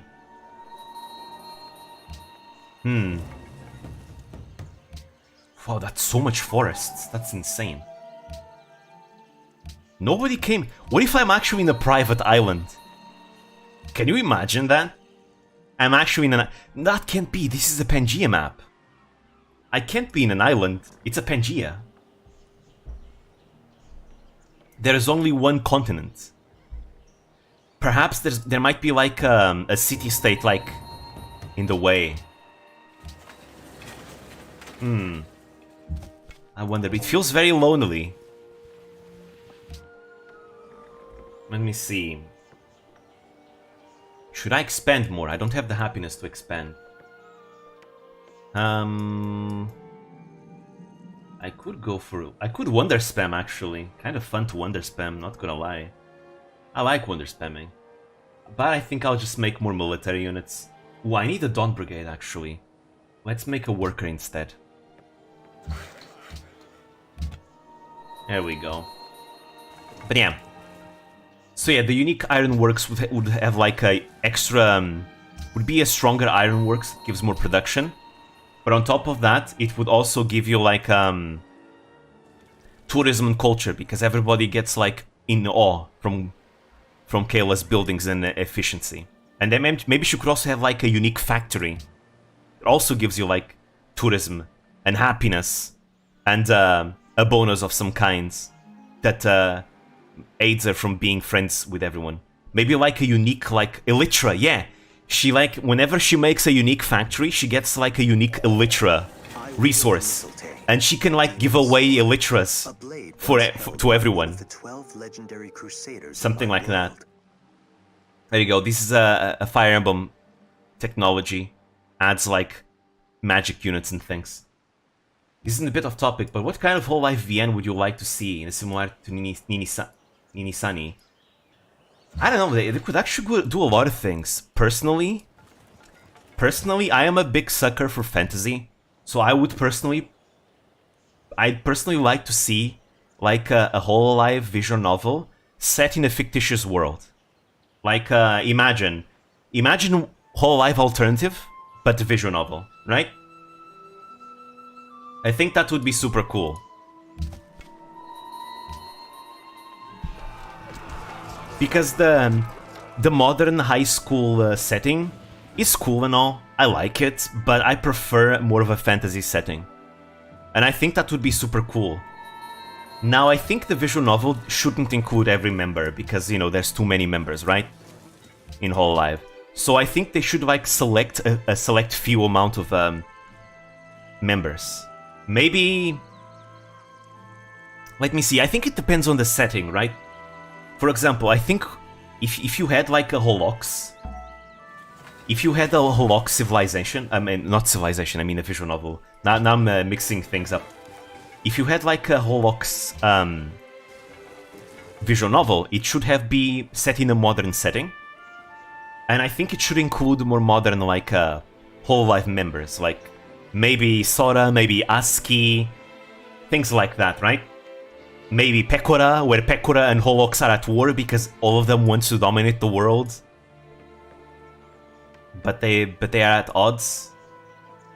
Oh wow, wait, I get faith and food from forests. There's a lot of forests around. Ooh, I love wonder spamming. I'm not playing optimally at all, but it's fine.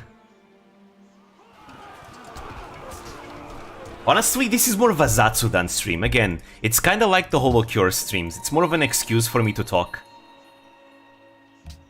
So any questions you guys might have for me, this is their chance. I'm happy to answer them.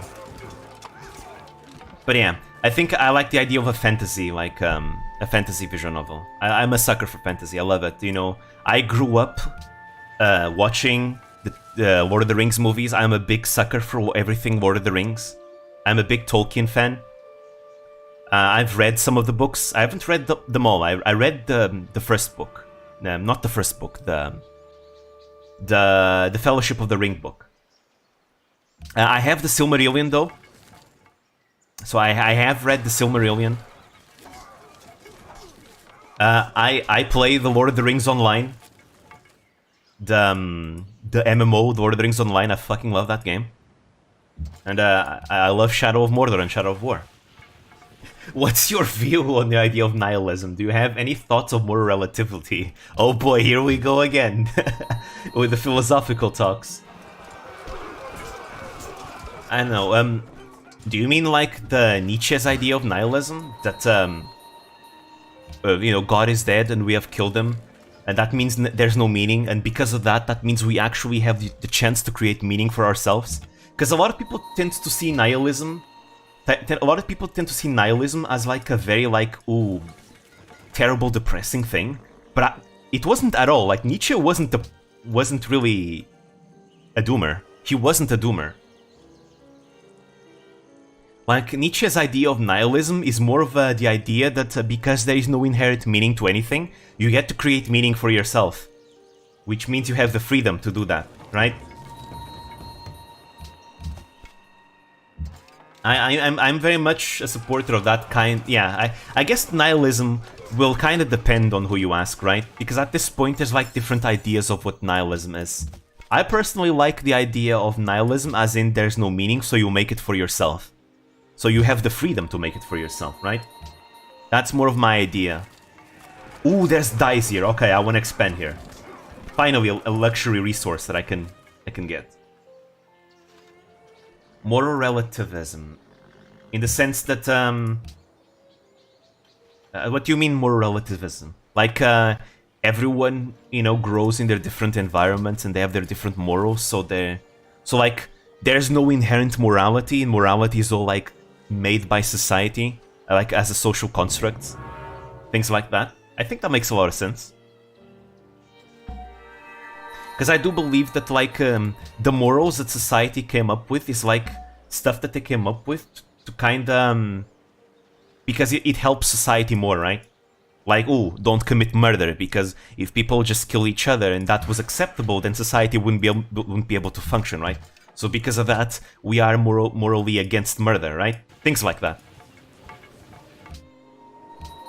Moral relativism is the belief that there is no inherent objective morality, yeah. Yeah, I can definitely subscribe to that type of view. I do believe that, like, morality evolves with society, right? That humans create morality because it's a way for nature, you know, because, you know, as humans we're trying to survive and continuate the species. That's kind of like the #1 goal of, like, life forms in general, right? Which means that as a society we're gonna start developing ideas to achieve that goal better, to achieve, like, a society that we believe that's better, right? And each society is going to have their idea of that, right? Each society has their own idea of, ooh, what is best for the future, what is best for society, right? I do believe that all of that is just created by humans, and even if humans didn't exist and if a different species existed, I believe even they, if they became intelligent like us, they would also have, like, their own set of morals that would tailor their own society based on their species and all that. That's my belief personally. Anyways, here we go. We can found a religion, and because this is the Fire Emblem religions mod, there's a bunch of Fire Emblem religions. We have Anankos from Fire Emblem Fates. We have Ashera, which is from Telios, which has already been founded as expected. We have the Duma Faithful from Echoes, Fire Emblem Echoes. We have the Church of Edda from Jugdraw. We have Saint Elamine from the GBA games, the Elib games, Binding Blade and Blazing Sword. We have the Grimleal from Awakening. We have the Church of Latona from Sacred Stones. We have the Loptirian Cult, which is the main antagonists of of FE4, Genealogy of the Holy War. We have Maryism also from Jugdro, from FE4. We have the Church of Milla from Echoes as well. We have Nagaism from the main games, the Arcanae games, and Awakening as well. We have the Church of Seros from Three Houses. And that's it. Those are the unique religions from Fire Emblem. Sorry, not mod. Which religion lets you find other civilizations? That's a technology. It's called satellites. Let's go with Milla.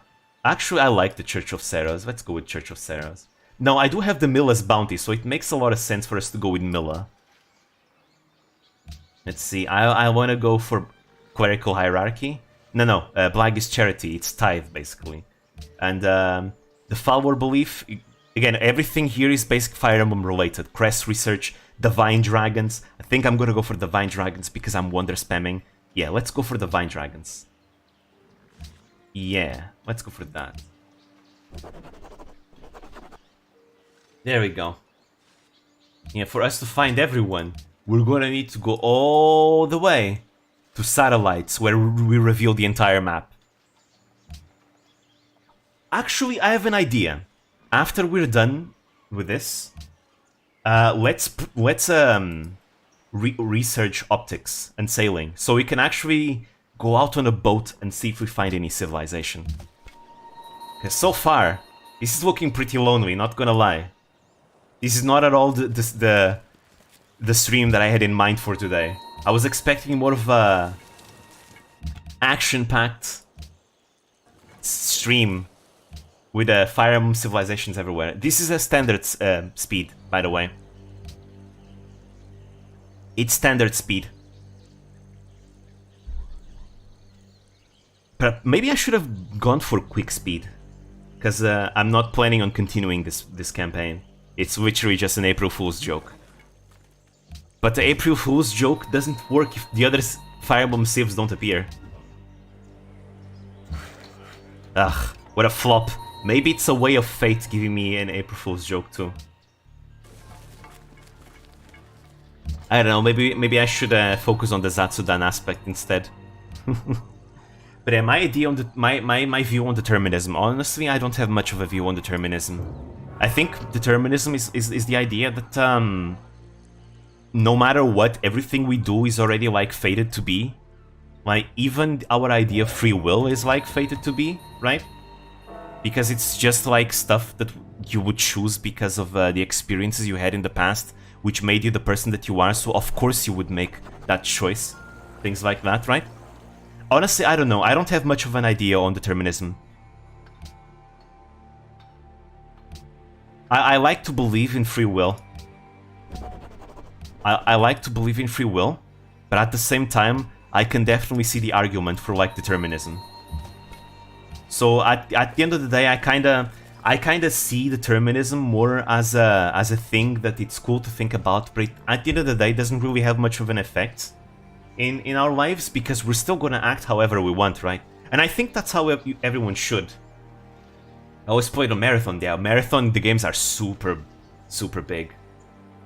Like, for example, here's the thing about... I think this is like one of the main themes that the new God of War game talks about. How in God of War, right, it's about Odin and about the concept of fate and that bad things are gonna happen, so you want to change that fate. But ironically, you trying to change that fate is what ends up making that fate happen in the first place, right? Things like that, perhaps. I think in God of War, they explored that theme super well in the sense that you shouldn't let fate dictate your actions. You should simply do what you think you should do, right? Because you want to do it, not because it might be fated or not. Because at the end of the day, it doesn't actually change anything in your life. Because no matter what, even if you choose to stop doing anything because oh, it's fate, right? I mean, that in itself is a choice. And you could also see that as being fate, that it was fated for you to find about fate and now you got depressed because of fate. Things like that, I don't know. So ultimately, there's no way to escape fate in a way. So it has absolutely no influence in your life. So, as a concept, you should probably live your life not caring for it, because people sometimes get destroy themselves because of that. I don't know. I'm trying to explain the whole thing. I think determinism is probably one of the hardest concepts of to cope with, because how much it can threaten one's sense of self. Yes, definitely. But again, it's one of those concepts that, if we really think about, doesn't really have any impact. Even though it, like, relates to every single aspect in our life, doesn't actually have any real impact. Because it's so conceptual that it doesn't actually have any impact on our lives. At least that's what I think.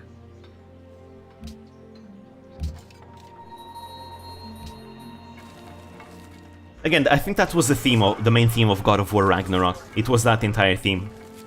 Don't let fate dictate your actions. At the end of the day, you don't know if it's really fate or not, and it doesn't matter if it is or not. Just do your thing. Oh, there's a city. I can speak. So excited. There's a civilization here. Like, remember when I was talking about the concept of relative and absolute truth in the server? I think it's exactly like that. It's like one of those concepts that's so conceptual that it doesn't actually have any relevancy practically in our, like, day-to-day lives.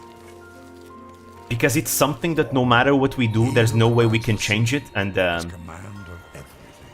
yeah, it doesn't matter thinking about it really that much. It just helps putting things into perspective, and that's it.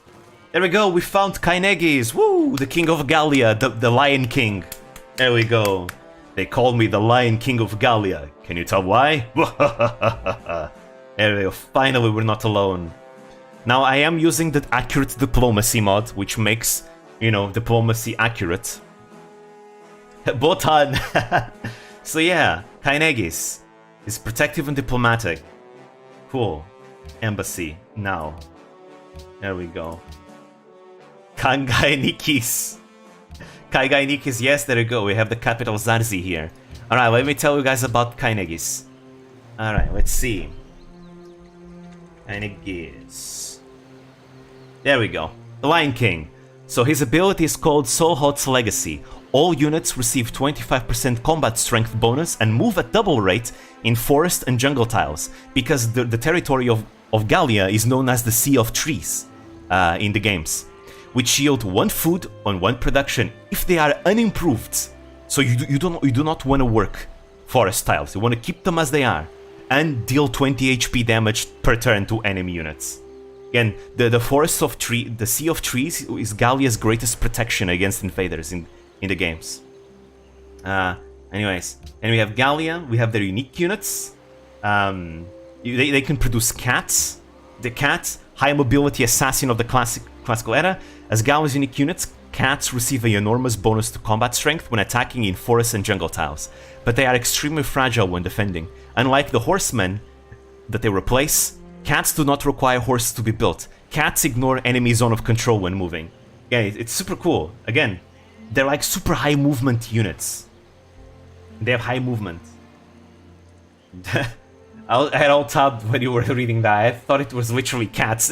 No, it's cat girls. It's cat girls that transform into actual cats, because the Lagoos are able to transform into full animals. That's how they fight. They don't fight with weapons. They fight by transforming. And you have tigers. Tigers, sturdy, dependable infantry unit of the medieval era, and Gallia's unique replacement for the long swordsman. Compared to the long swordsman, Gallia's tigers boast slightly higher combat strength and do not require iron to be built. Enemy units fighting adjacent to a tiger receive minus 10% combat penalty. It's basically an intimidation bonus. So they're strong, very, very strong. And there's another one that's not here, but they do have. It's the lions. It's here. Where is it? There we go. The lions. They can also make lions, but the lions are only able to be built in from the events and decision mod. So, exclusive melee units unique to Gallia, boasting huge base combat strength. Lions also debuff enemy units in a 2-tile radius. So again, intimidation bonus. Lions combat strength scales with era. So every time you advance to a new era, they actually get stronger and stronger. So they never obsolete. So they're supposed to be good because the lions are the leaders of Gallia. So yeah, cool. That's Kainegis. Let's see, Kainegis is protective and diplomatic civilization, so he has bonus on defending his territory, and he gets extra influence with city-states when doing trade routes with them. So yeah, he's a friendly city-state that's gonna protect his interests in his territory. There we go. Very in character to how Gallia is in the games. Because Gallia likes just to keep to themselves, protect themselves, and engage in diplomacy with their neighbors. Alright, let's see. We finally have ships. We can now make sailing. Boats. Let's see, what am I gonna go next? Again, I'm playing this probably terribly, not gonna lie. Because I think I got too focused on talking about the Pecora mods that kind of got me super overly enthusiastic. But yeah. Philosophy is cool to talk about, though. I like to talk about conceptual things. I think it's one of the reasons why I love, like, cosmic horror so much. Because cosmic horror tends to get super conceptual. Super fun, you know? I like it a lot. Ooh, speaking about cosmic horror, I recently saw a stream. I watched a stream of a VTuber called Kilia Kuriyami, and she made a poetry reading stream where she read like poems from her viewers. I thought that was such a cool idea. I really like that. Really, really like that.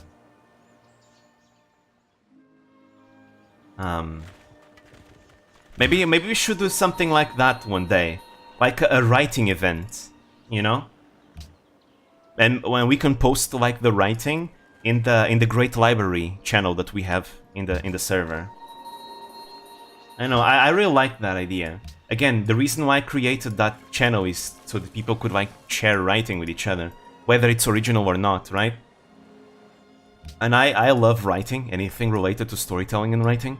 So I think it would be a cool event for us to do one day, you know? I've been thinking of doing like VTuber related poems one day. Like, I don't know, thinking about it, in ancient Greece, every time an Olympic champion would, you know, someone would become an Olympic champion, they would write like epic poetry of that Olympic champion, right? I was thinking of doing that, but for Mario Kart champions in Hololive. Could be a lot of fun. Personally, not very comfortable with my writing. It was never good. My scripts are decent, but stories not so much. I mean, I think that's fine though. All of us, you know. I think the good thing about sharing writing is that you get to have nice feedback from people and you get to learn. My writing, personally, I don't think it's that great. But you know, I do like to share it with people every once in a while to see what they say about it and all that. Maybe I could share some. You know what? I actually have a novel that I'm writing. It's my second novel. My first one was never published. I am saving that novel that I never published for like a series in the future. Once I get myself a VTuber model, you know, I'd like to do a series where we're all gonna read. We're gonna read that novel that I never published. And we can laugh at the cringe together. We can all laugh at the cringe together. And we can learn from my mistakes. And I think it's gonna be a lot of fun. I mean, I'm very proud of the story, not gonna lie. Because you know what? I was in high school when I wrote it. It was a big project, and it proved to me that I can finish a project. I can finish a big project.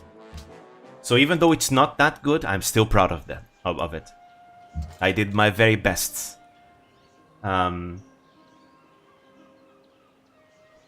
But I'm writing another novel. It's been on a hiatus, not gonna lie. But I have the first two chapters of that novel online, actually. Now, they may have some typos and some problems here and there, but overall, I'm very proud of how this novel is turning out. Like, very, very proud. Perhaps I could read it on stream, I don't know. I mean, this is this is a April Fool's stream. It's not turning out to be that great, honestly, because of, I guess, no civilization spawned next to us. That kind of ruined my plans for today. But you know, hey, the show must go on. That's something I learned from theater, right? So perhaps I could use this opportunity to like show something else. Because you know what? Fire Emblem is medieval inspired, and I'm writing a novel that's also medieval inspired. Kinda medieval inspired. I'd say it's more like Renaissance. Like early Renaissance, but sure. Try designing a model concept, and I realize that making a traditional VTuber model that you're happy with is really, really hard when you don't really like anime. True. Civ 5 with mods. Yeah, Fire Emblem mods. We're playing with Fire Emblem mods. Look, here's Kainegis. It's cool. It's right here. It's his main theme, and we're playing as Micaiah. And there's we worship Milla. There's a Fire Emblem civilizations and technologies and all that. Look at my wonders. I have the dragon stable and the spirit forest and the sword altar with Lyn. Great merchants are Anna's now. Where's the one hot chick from original Fire Emblem game? You're gonna have to specify. I assume you mean Lyn from Blazing Sword, but that was not the original Fire Emblem game. It was the first one in the West, but there were already like 6 other games in Japan. But the one you mean is Lyn, I think. I'm pretty sure you mean Lyn. That's the one a lot of people usually think of. It's this girl. It's this girl, Lyn. Right here. There is a mod for her as well. I mean, again, there's an entire community dedicated to her. I mean, not to her, but to Fire Emblem. So, like, most characters in Fire Emblem have, like, a mod dedicated to them. So, really, for every single game, by the way, I don't... Except Engage, because Engage is new. But you can go back to every single other game, and most likely every single civilization already has been made into a civ in the game. The Wonders is part of the Fire Emblem Wonders mod. And the Wonders is part of the Fire Emblem Great People mod, which adds Fire Emblem Great People. And legend, like every single great work of art is replaced by like relics. Relics, it's like weapons from the games and things like that. And there's also a chance of you getting a legendary great person, which is like a great person, but they have like extra effects, and they're super good. Some of them can give you like unique luxuries.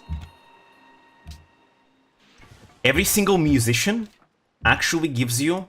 every single musician is actually a song from the games as well. You got the obsession of the Fire Emblem fanbase off the charts. It's amazing. I love it. I love it so much. And there's other Fire Emblem mods that I'm not using. There's the Fire Emblem Weapon Triangle mod, which adds the weapon triangle into the game.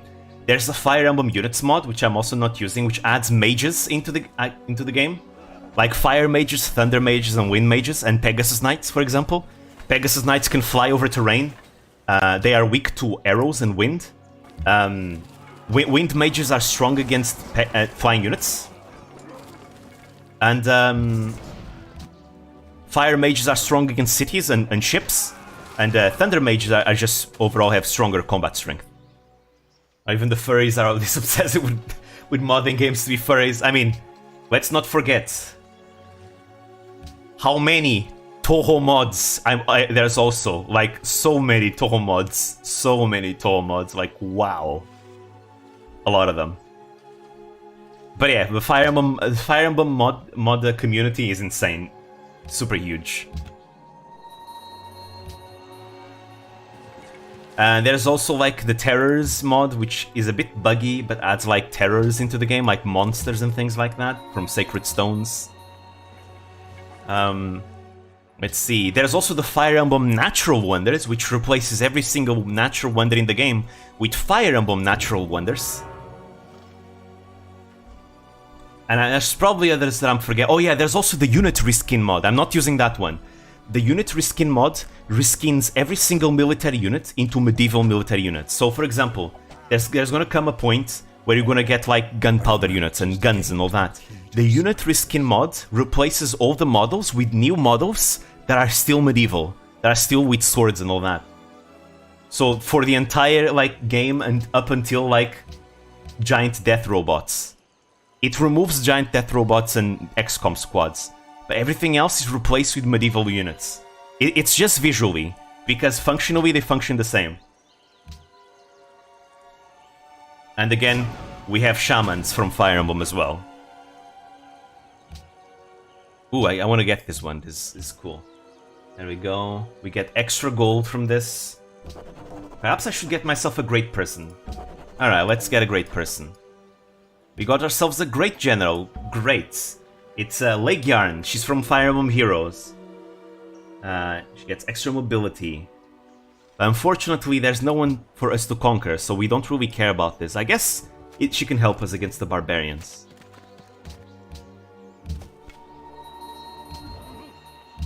There's even a Fire Emblem. There's even Fire Emblem Tokyo Mirage Session civilizations, like that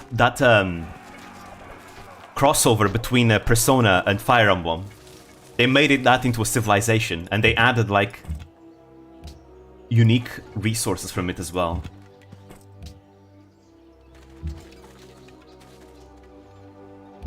And I'm also using the Fire Emblem like art mod, which replaces all the art with Fire Emblem art.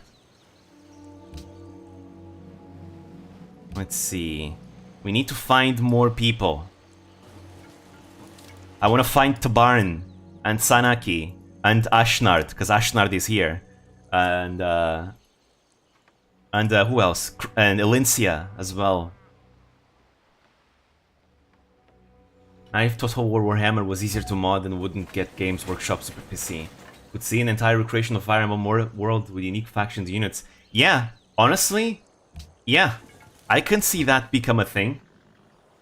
Honestly, I mean, there's already a mod for like Shogun 2, which adds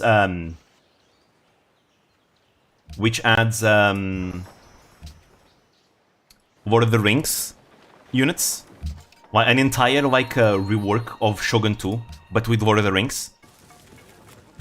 I can see that happen. I can definitely see that happen. Maybe, it depends. Alright, you good there. The Middle-earth mod, The older games really show their age though. I've never played any of the modern Total Wars. I've only played Shogun 2. Because Shogun 2 was free. When COVID started, I think it was free. Was it on Steam or was it on the Steam Workshop? Yeah, it was on Steam, yeah. I got it for free on Steam when COVID started. And I've been playing Shogun 2 the whole time because I am a huge nerd for like the Sengoku Jidai, you know, feudal Japan. Three things I said COVID demonetized. Stand on the right spot. But yeah, I love Shogun 2 again. Samurai, anything samurai, I'm probably gonna enjoy. Especially if it's related to the Sengoku period, the Sengoku Jidai. Because that's my favorite part. The most fascinating one to me. So yeah. Let's go up top the hill. Yeah, that's why I'm planning one day to go like full weeb. Like absolutely full weeb. And have an entire month where I stream every day. And every day, and every game that I stream is gonna be Japan related, like especially Japanese samurai related, like Nobunaga's Ambition, Nioh, Sekiro, Ghost of Tsushima, and many more, like Way of the Samurai. We will play Total War Warhammer 3 when they eventually add Nippon. We will play... I don't know. I'll have to see. You know, recently, I've actually been seeing some things about Warhammer. Because the thing about... See, when it comes to Total War, I am a huge history nerd. So I tend to prefer the more historical Total Wars. Right? Because I like history. I really like that. I was never that into Warhammer, but I recently started looking a bit into it. And I actually came to the conclusion that perhaps I might give Warhammer, regular Warhammer, a try. And the reason why regular Warhammer and not the 40k one is because I am more of a fan of fantasy than I am of sci-fi. Sci-fi is not really my thing. So I'm thinking of giving like a chance to regular Warhammer. But then I see all the crazy stuff that Total War Warhammer has, and it's like, whoa, boy. They have, like, airships and stuff? What the hell? Again, I'll have to give it a try one day and see. And judge for myself. I don't want to judge it completely yet. Since it is technically in a genre that I do like. Ooh, the Yeet Shrine. The Yeet Shrine would be good here, actually. But Petra's already been made. I think what I need here... Wait, do I have... Oh, wait, no, here. This is Taurega. Yeah, this is Taurega. Okay, let's wonder spam more. Why not? Apart from the Japanese, what historical interests you? A lot, actually. It's not just Japan, to be fair. Japan is like the one thing that I am the most interested in, but it's not the only one. I love European history. What difficulty am I playing on? Emperor difficulty. I usually play on Emperor. I have the smart AI mod, which makes the AI smarter, and I also have the aggressive and expensive AI mod, which makes the AI also more, well, aggressive and backstabby and all that. And the really raging barbarians mod. But after that, I just play on Emperor, because I think it's a good balance where the AI does get a few like bonuses without being too much, because those other mods that I use make the AI a bit too ridiculous at some point. In fact, can I see all the mods that I'm using? Oh, there we go. Yeah, there we go. The aggressive and expensive AI mods, the Civ 4 leader traits in Civ 5, the Civ 4 traits for Fire Emblem Civilizations, a bunch of other Fire Emblem Civs that I can see right now. Details? Oh yeah, there we go.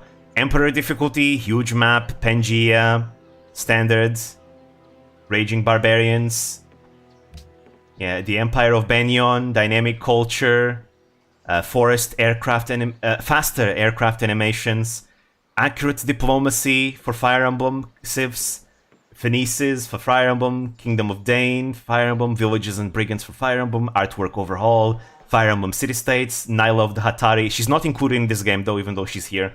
Fire Emblem Natural Wonders, the Fire Emblem True Start Location Map Pack. I'm not using it right now though. Fire Emblem Wonders, the in-game editor, which I'm not really using though. The Mercenaries mods, the Banyan Empire, the Crimean, Kingdom of Crimea, the Dane from, Ashnard of Dane, Fire Emblem Great People, Fire Emblem Religions, Fire Emblem Units, Gallia, Goldoa, Micaiah, Serenes. Right, because Serenes is also here, led by Rayson. The Music Changer, the Red Mod Pack, Really Raging Barbarian, the Smart AI, the Starting Worker, and Events and Decisions. Those are the mods I'm using right here. It's a lot of them. And I'm not, and there's a bunch of others that are not active right now. There we go, we got the Dawn Brigade. Is it the Dawn Brigade? No, it's just a bird. And we're gonna have a really good religion though. The city kinda sucks. What should I do? Yeah, I really like the Starting Worker. It adds a worker to every single civilization, so the AI also gets a Starting Worker.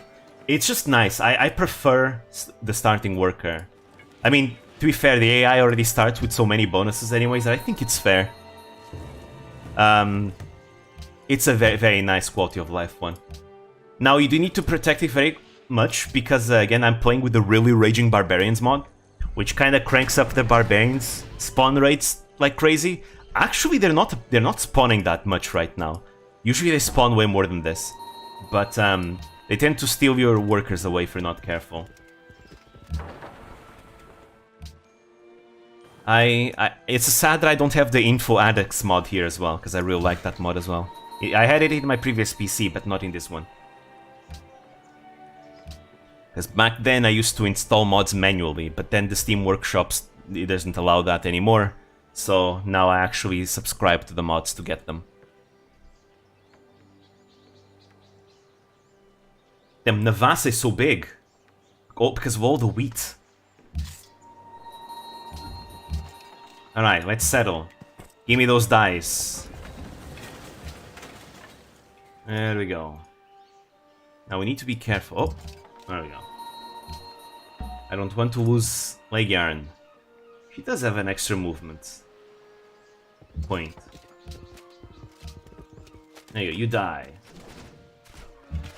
Well, Total War Warhammer has two good European factions. The Empire, Germany and whatnot, and Bretonia, French. Yeah, I do like a lot of European history. In fact, actually, before I was a huge nerd of Japanese history, I used to be a huge nerd of European history. And I'm also a huge fan of ancient Greece. I love classical history as well. Like, the Romans are cool, but I prefer ancient Greece. Like, I love ancient Greece, Greek mythology and all that. It's great. Though recently I've also gotten more. My interests have also kind of expanded. I've become more interested also in like ancient Middle Eastern civilizations. You know, like the Sumerians, the Babylonians, Persians, and all that. My fascination for Japan kind of spread into being fascinated by Asia in general. So I also am fascinated by Chinese history and culture. And I've also been starting to get into like Southeast Asian history as well, and culture. Super interesting. Actually, the whole Southeast Asian fascination that I started having is all because of Vtubers. Actually, you know, seeing so many Indonesian Vtubers and Vtuber fans kind of made me interested. I'm interested. Let me learn about Indonesia, and then from that I started learning more about the Philippines and Malaysia, and it's been very cool. You know, I like it. It's very interesting to learn about all these cultures and the history of them as well.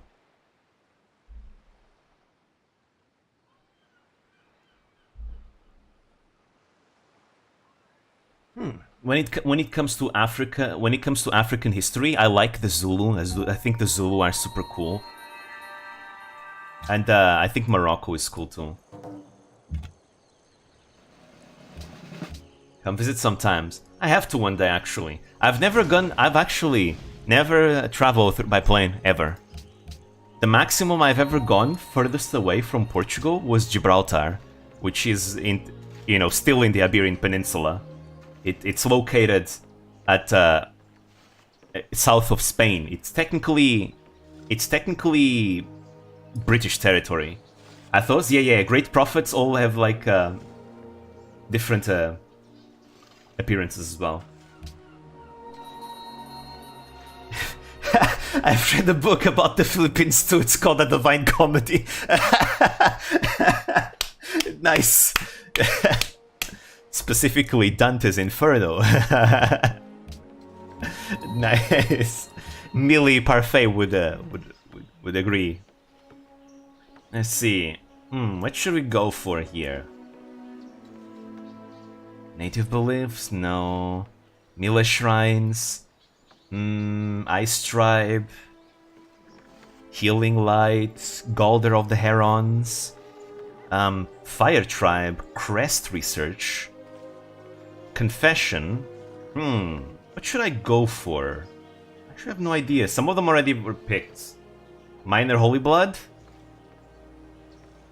Where is it? Has it already been picked? Oh yeah, Minor Holy Blood is good. Happiness and science from libraries. I like that. Science is good, and happiness too, especially if I want to expand. You know what? I like that. Let's go for Minor Holy Blood. Now with the Enhancer. Crusaders. Draconic Hymns. Laguz Emancipation Acts. Priestesses. Sorrow of Miletus. The Four Saints. The Sainted. Oh, the Sainted is really nice. 200 faith is a lot. You know what? Should we go for Great People Generation? No. Sorrow of Miletus is very strong, actually. It's itinerant preachers, pretty much. But yeah, I've been outside of Portugal. I've been to Spain many times. I've been to Seville because there's this water amusement park called Isla Mágica, and I've been there like 4 times now. Great place, by the way. It's a lot of fun. Great place if you want to, like, in the summer, if you want to go to a water park. I really recommend Isla Mágica. At least I haven't been there in a long time, but it was a lot of fun. Especially if you like pirates and stuff. But yeah, other than that, I've been to Gibraltar. That's it. Never set foot on a plane. Never been too far away from Portugal. I'd like to travel. I've been up to 4 states away from where I live. The struggles live in the US. But keeping in mind it's the US, it's probably like 4 states away is already like longer than what I've been. Farthest away than I've been from my own country. Because in America, going to another state is basically going to another country here in Europe.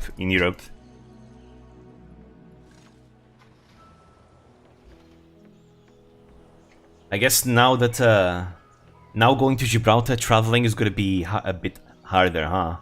Because of the Brexit. Unless they made like an exception. Because Gibraltar, you know, a lot of the businesses in Gibraltar were very much intertwined with Spanish. People in Gibraltar, a lot of them actually speak both Spanish and English, because again, people just go there like every day. A lot of people have businesses in Gibraltar, but they live in Spain, or they live in Spain, but they're from Gibraltar and things like that, right?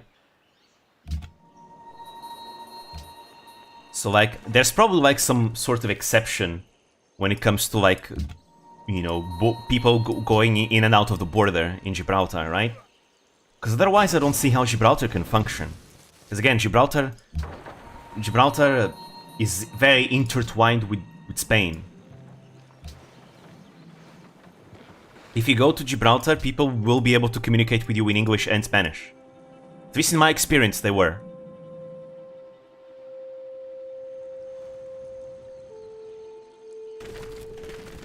You can literally just go to Gibraltar to do shopping and then come back to Spain.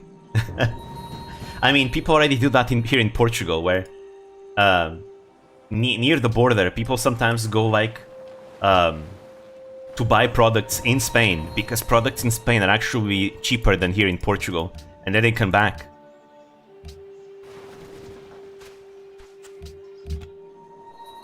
We have what's it called? I'm forgetting the name in English. Like a shopping mall brand called Mercadona. It's from Spain, and that one is also starting to be seen more in Portugal here. It's great. Very, very good.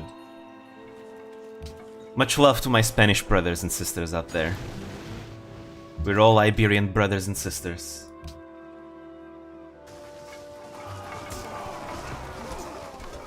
Maybe one day I actually should learn Spanish. I mean, I can understand Spanish, right? But I don't know how to speak it properly. What I speak instead of actual Spanish is like what we call portuñol. It's like speaking Portuguese but with a Spanish accent. Because again, when a lot of people here in Portugal can probably relate to the fact that a lot of our cartoons, cartoons were dubbed in Spanish. So a lot of kids here in Portugal grew up hearing Spanish, and because of that, they became able to learn to like understand Spanish just fine. By the way, that's why Fuyo Cloverfield from Idol Project EN. That's why she also said that she understands Spanish and doesn't speak it. That's why. She's one of my people! One of my people! But damn it. Cool, we actually see another PT VTuber. Cool. Anyways, where are the other civs, goddammit? But damn, so if a Spanish person talks to me or writes to me, I can understand that perfectly. Might be difficult to understand depending on how fast they speak, but we can communicate. Nice to hear that you're also watching Idle Yen. Yeah. I think they're nice. I'm subscribed to Fuyo and Rin.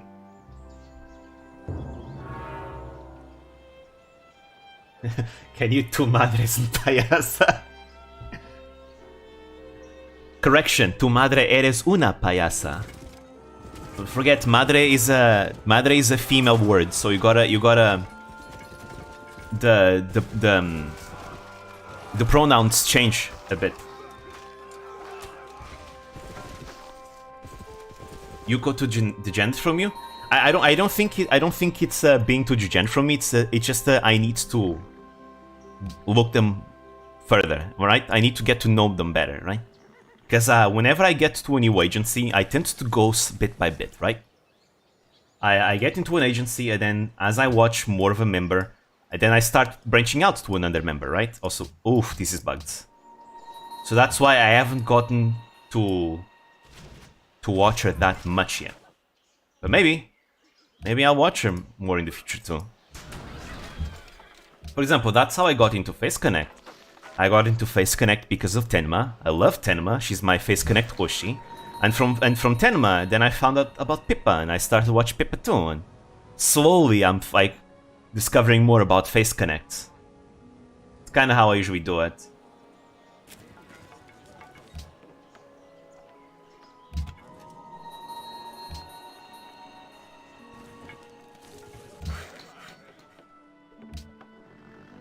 Also, I think I'm gonna use this opportunity here, because I remember, Ying, you wanted me to explain the difference between Brazilian Portuguese and European Portuguese, and how they differ. Because again, it's like comparing Irish with regular English, right? So in the sense that Irish has some words that are like unique to Irish, right? But it's still English, technically. It's kind of like that. Alright. I can wait until you come back. Because I can use this opportunity to explain that. I like talking about languages. In my previous college course, I was actually learning linguistics. It's super fun. I am very fascinated by languages, so when I returned back to college, when I returned back to university. Oh, there we go. It is because I alone of all the Greeks know that I know nothing. The famous quote from Socrates. The ancient oracle said that I was the wisest of all the Greeks. It is because I alone of all the Greeks know that I know nothing. I know that I know nothing. Love it. Yeah. So basically, Brazilian Portuguese and European Portuguese have a different accent, right? They pronounce things differently. They share most of the language, really, but there are some words that are different. However, those words, for the most part, are perfectly understandable in either of the languages, right? There's a lot of Brazilian people here in Portugal, and they speak Brazilian Portuguese, and everybody understands them just fine, right? Though I have heard that Brazilian people have a harder time understanding Portuguese people, because I've heard that Portuguese people speak a little bit faster, right? And that tends to create some problems. But overall, at some point everybody gets used to it. So no issues there.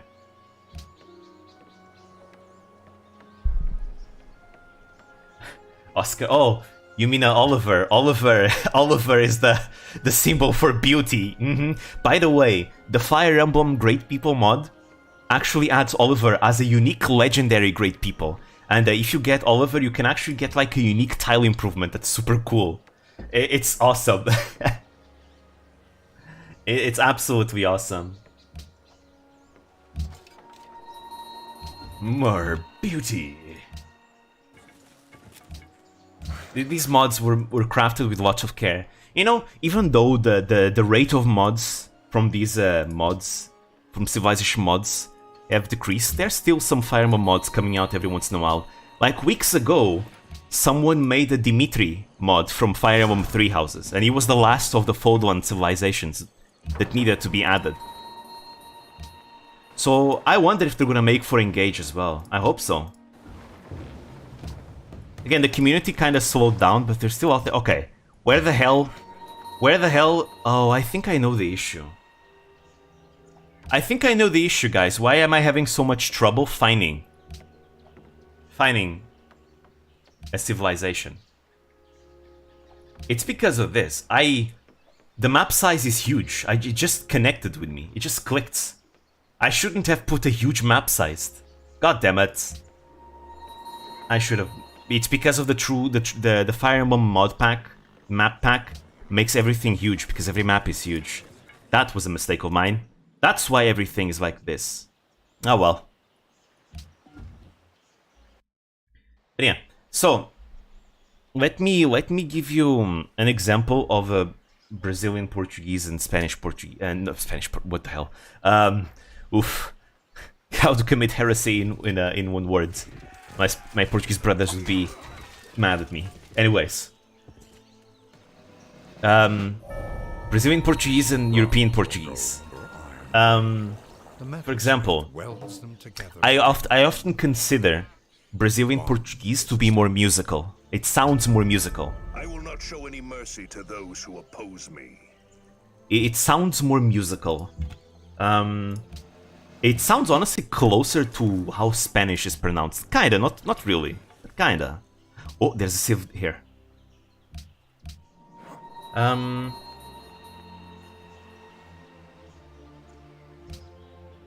Let me see. Let me find like a sentence with Brazilian Portuguese words.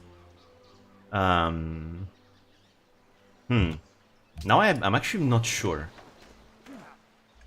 because I am not the best when it comes to knowing that. Let me see. I could go back and scroll up to where I talked about it, but then again, that was a huge ass conversation. So maybe let's not do that. My Brazilian accent also sucks. I'm terrible at making it. I'm not very good at it. I have watched a lot of Brazilian YouTubers growing up, though.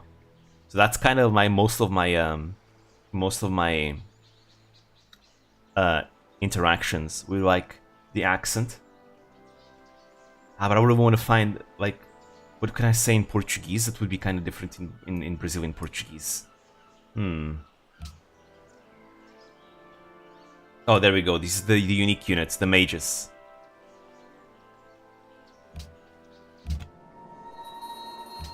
Let me see.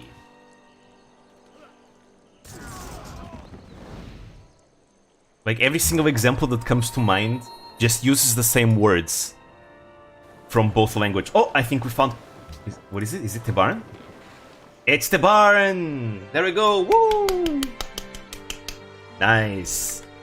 I'm Tebaran of Phoenices. I may be a king and all, but don't worry about that. Just treat me and Phoenicians with respect and I'll do the same. There you go. He's actually more of a naval civ, kinda. His units are able to embark completely fine. Because it's supposed to be birds, right? You're branded though. True. We are branded. But I guess Tebaran isn't racist, right? I mean, just a bit. He's just a little bit racist. Just a little bit. Alright, let's get ourselves some trade going. There we go. Nice. There we go. Yeah, I think the map is too big. I think that was my mistake. I think Ashnard is over there. But I want to find Sanaki.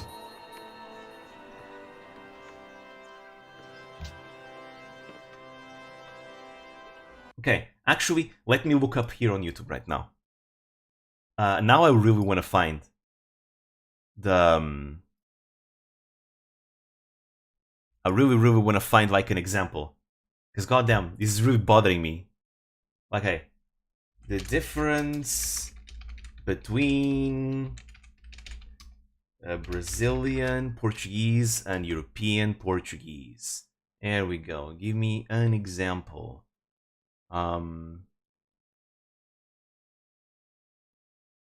What are the differences? I just need something that uses words from Brazilian Portuguese, and I can kind of explain from there. Aha. There we go. Oh, yep. I just opened a video. There we go. Give me a sentence. No, for example, okay, here's an example. For example, imagine the sentence, he is dancing, right? In Brazilian Portuguese, it would be ele está dançando. That, I know my accent is a bit terrible, but I did my best. In European Portuguese, it's ele está a dançar. So that's kind of the difference. Ele está a dançar, European Portuguese. Ele está dançando, Brazilian Portuguese. Again, in either language, they will be able to understand each other completely fine. But there are differences. Well, here's Azatsu's subject. How is the Luine guide going? Not rushing, I just remember you said you got to work on it real quick compared to other guides. Oh, it's different. It's just that I was originally planning on making like a short about Pecora before working on the guide. But I got this urge to just work on the Louis guide because I got some really cool ideas for the guide, so I started working on it immediately. It's going fine. I still haven't written the script though. But it's going fine, I'm enjoying it a lot. Oh, there we go, here's Ashnard's. King Ashnard of Dane. Ashnard the Beautiful of Dane. This is what happens when Ashnard begins taking some advice from Oliver, huh? Ashnard the Beautiful. I never thought that the Mad King Ashnard would be called the Beautiful. Is he not beautiful? It's because here's the thing, Ashnard is the main villain of Pyramon Path of Radiance. You know, he is like a warmonger, he loves conquering things, he loves everything that is strength and all that. He's super aggressive, so you'd think that he would be like super aggressive, but for him to choose the beautiful means he went into aesthetics, which means he is going for culture instead of like warfare. So it's really funny to see like Ashnard the Beautiful. Damn. Oh, he's not a good guy. No, he really isn't. He's the Mad King for a reason. I am the King of Dane, though you may simply call me Ashnard. I dream of a fair and ordered society. The world is a mess, and I just need to rule it. He is the King of Dane before Micaiah began her liberation movement. After the events of Fire Emblem Path of Radiance. Oh, right. He fucking hates everything. Your little deal is an insult to myself and the kingdom of the Dane kingdom. What sort of fool do you take me for? So he hates like equal. Oh wait. Yeah, he hates equal treaties. Yeah. Do you really not want to trade your furs for my incense? Oh, okay. I guess he accepts now. But yeah, that's we found Ashnard. Cool. But yeah, after the events of Path of Radiance, Dane becomes occupied by the Empire of Benyon, and Micaiah fights to liberate it. I'm playing as Micaiah, so technically I am part of the same civilization as Ashnard. Because Micaiah is also from Dane. Where did you get that for? Oh no, he got fur from the goose hunts. Oh no. That would be very in character, huh? Let's not forget that the dragon that Ashnard rides is not an actual, mindless beast. It's a person that can transform into a dragon, but he got like permanently transformed because they messed up with his mind. Izuka messed with his mind. So yeah, this is Anna's. This is Anna's husband, by the way. He's riding a dragon instead of a wyvern, exactly. This is Anna's husband. By the way, Anna is... I'm not talking about Anna Alouette, I'm talking about Anna from Fire Emblem. She's a dragon. She's a dragon lady. But also, he was banging a dragon, yes. Anna getting anti-art, lol.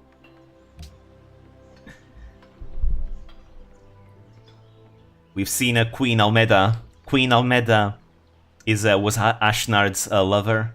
She is a dragon, as it was already revealed. because she has the same hair color and style and appearance as like Kurtnaga, who's the Dragon Prince.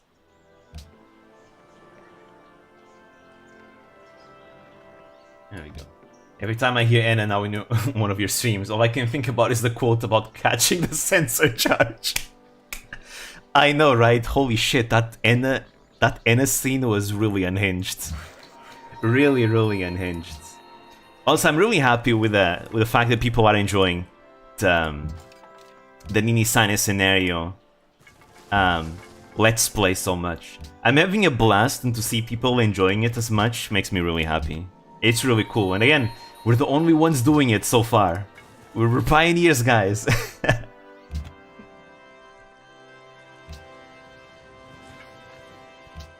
Very nice. I definitely want to find like every single route in the game. It's gonna be fun.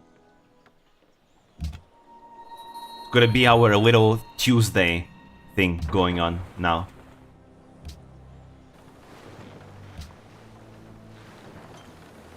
But yeah. Oh, I forgot. Earlier I was gonna...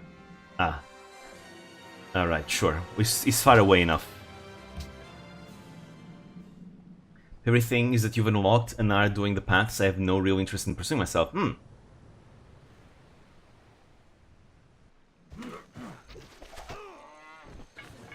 Oh, the Nini Sane scenario? The Nini Sane scenario is a visual novel. Is a fan-made visual novel. It was actually made in 4chan. Ying told me about it, and I decided to play it. I got super interested. It's a visual novel where it's a dating simulator where you date like the Nishisanji members from Azulite, Obsidia, and Etheria. And I do have to every once in a while censor it because there is some spice. So every time I have to censor it, I use this screen. Like you guys should be able to see the Pomu screen right now. Yeah, there we go. That's the Pomu screen. I love this. I'm gonna start using this screen every time there's like something yabi in every single like game. There we go. Here's the great people. They're like using sprites and art from Fire Emblem Echoes. It's super cool. They have an Anna as well, and the great heroes are the ones that gives the art basically. I like great engineers, but I think I'm gonna go for a great scientist. Yeah, let's go for a great scientist. Something yab in every game, so playing the South Park series. Ooh, that could be a lot of fun too. I loved watching Tenma play it. Tenma is super entertaining, and seeing your panic every time something yabe comes on screen is amazing. Maybe one day I should play it for myself. Great engineers for wonders, great scientists otherwise, exactly. In my case, there's not really that many wonders I can build and that I want. I have so much production because my city is huge. Look at this. I should be expanding more, honestly, putting more cities everywhere. I'm playing terribly. You know, if I'm going Liberty, I'm going Tradition Liberty. But if I'm going Liberty, I should be like putting cities all over the place, like all over the place. But I'm failing at that because I think I just tend to go for more of a tradition playstyle, I suppose. I like to build tall rather than wide. But I'm failing here. Oh, we found Serenes. What now? Hey, he has voice lines too. Look at that. We have Ray Son of Serenes. There we go. Hello, Micaiah. Hello, Micaiah, was it? My brother Raphael speaks highly of you. Welcome to Serenes. I hope you enjoy your time here. Yes, he recognizes Micaiah because I'm using the accurate diplomacy mod. So they recognize each other. So yeah. So Raphael is an interesting one. Oh yeah, I didn't show about the other ones as well. Yes? Oh, damn, he's super loud. Let us go. So Rayson is super crazy. Let me show you how crazy Rayson is. He is peaceful, however, careful. So, plant resources give +1 food, but meat and fish provide -1 food because herons are vegetarian, right? Excess happiness converts into faith every turn. Cities and populations do not generate unhappiness, but military units do. 4 unhappiness per military unit. If you're using, you know, Serenes, you do not want to make military units. You really don't. Like, again, expanding does not give you unhappiness, and you don't get any unhappiness from growth. Because again, you're fine. But you don't want military units, because again, the Herons are supposed to be pacifistic, and like fighting messes with them, with their heads, right? That's why. Oh, that's interesting, but also really bullyable. Okay, but wait a minute. Just wait, there is a reason why they are like this. So, this is a Dirge of Ruin Cantor. It's an early atomic bomb that they can fucking build. Yes, they have atomic bombs in the classical era. Early atomic bomb with slightly less range unlocked at Theology and can be only purchased with faith in the city with the Galder's altar. So yeah, there you go. This will be enough for nobody wanting to mess with you. Cause, you know, you unlock atomic bombs. You unlock atomic bombs here in nuclear fission, right? In the atomic era. They have atomic bombs here. In Theology, in the medieval era, rather. Yeah. They are... Yeah. Atomic bombs aren't that good, though. True, but it makes everyone afraid of you. People don't want to attack you, usually. Let's see, what else? What else? Actually, didn't they have like an ability that made everyone that declares war on them also... them declaring war on the entire world? Let's see. Oliver's still gonna try, though, true. Let's see, the Galder's altar, unlocked at Theology, replaces the Grand Temple and requires all your cities to have a temple built. Cost increases based on the numbers of city founded.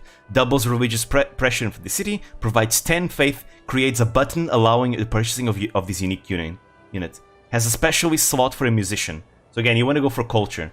But strange, I thought Raisin had like an ability that if you declared war on Raisin, everyone in the game declares war on you, by default. But I think that Raisin doesn't have this. I think Lian is the one. Because there is another civilization of Sirens, where instead of being led by Raisin, they're led by Lian, his sister. And they have an ability, I think, where you declare war on her, everyone declares war on you. So again, to make sure they can go peacefully. But yeah, so let me see the other ones, because I didn't see the other ones yet. So Tabarn. Tabarn has Hall's Legacy. Units can embark and move on to ocean tiles immediately. So just like Kamehameha. +1 food from cattle, deer and sheep, and bison because the hawks love meat. And +2 gold from lighthouses, arbors, and seaports. So yeah, pretty nice.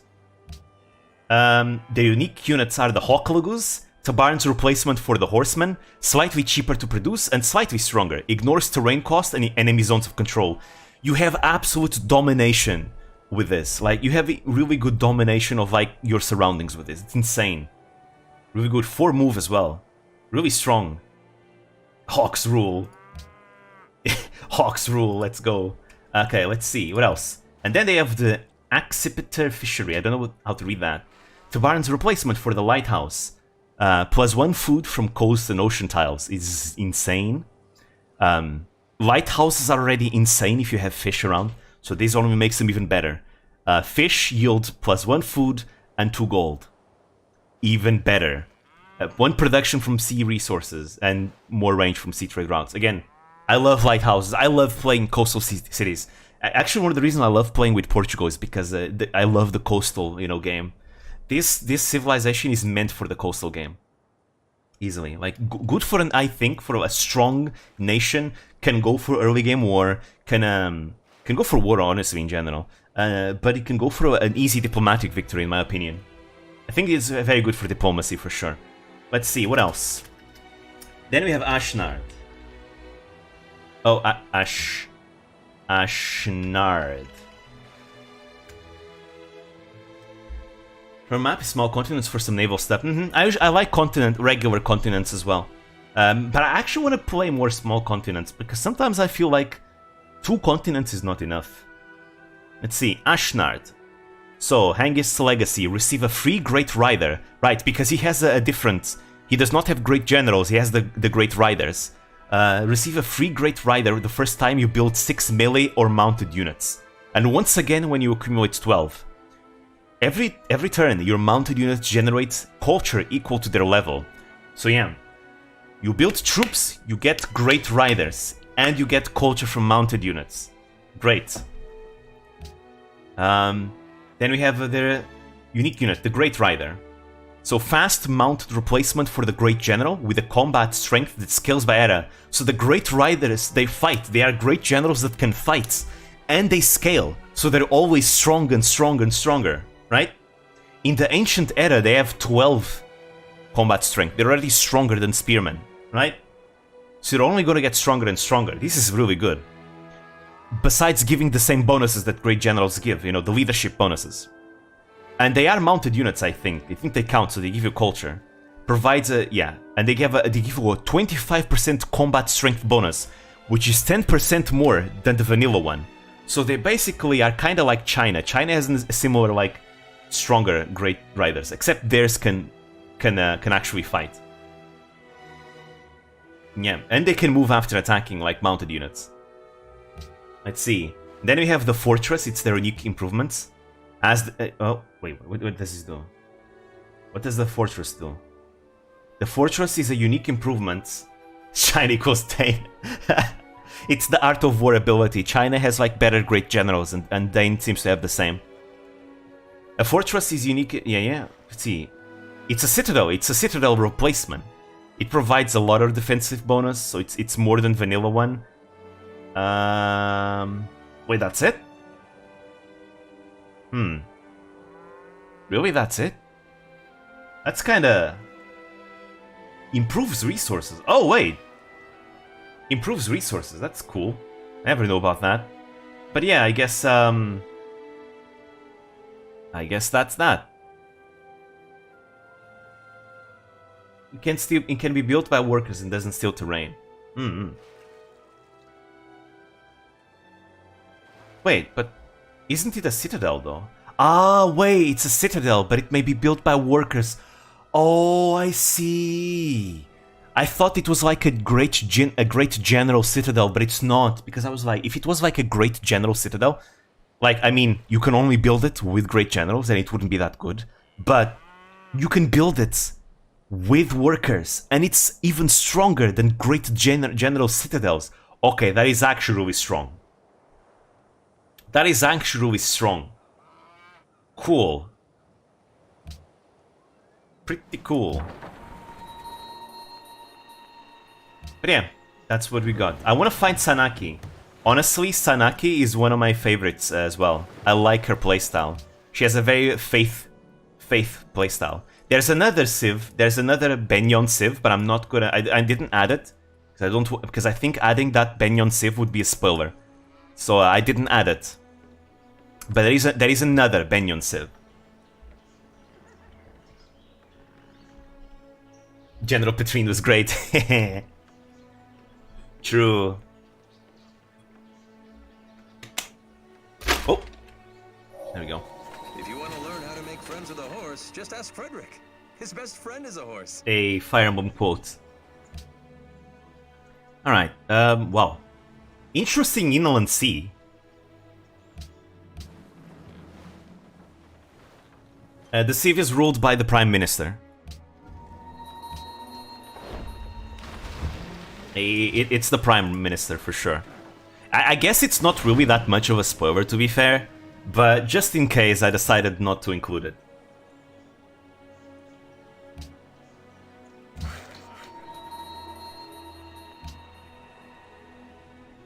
Alright. But yeah, I like Sanaki's version more though. It's super cool. Ooh, speaking about some of my favorite civilizations from Fire Emblem, there's the Sothi civilization, where your workers can actually turn into dragons. But you need to be careful, they cannot become dragons for too long, because every turn that they are dragons, they have a chance of going mad. And they become barbarian units that you have to kill. So you need to keep in mind, they are super strong, right? And they can shift back. But every turn that they stay transformed, they can go mad.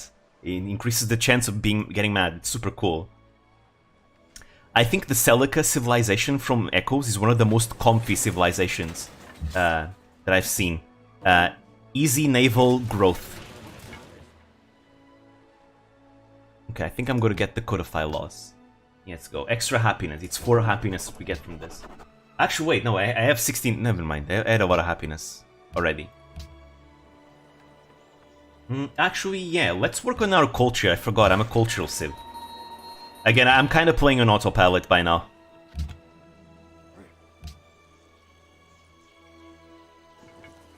But yeah, I want to share with you guys, like, some of my writing one day. I forgot that's something I was talking about earlier, and I didn't forget the...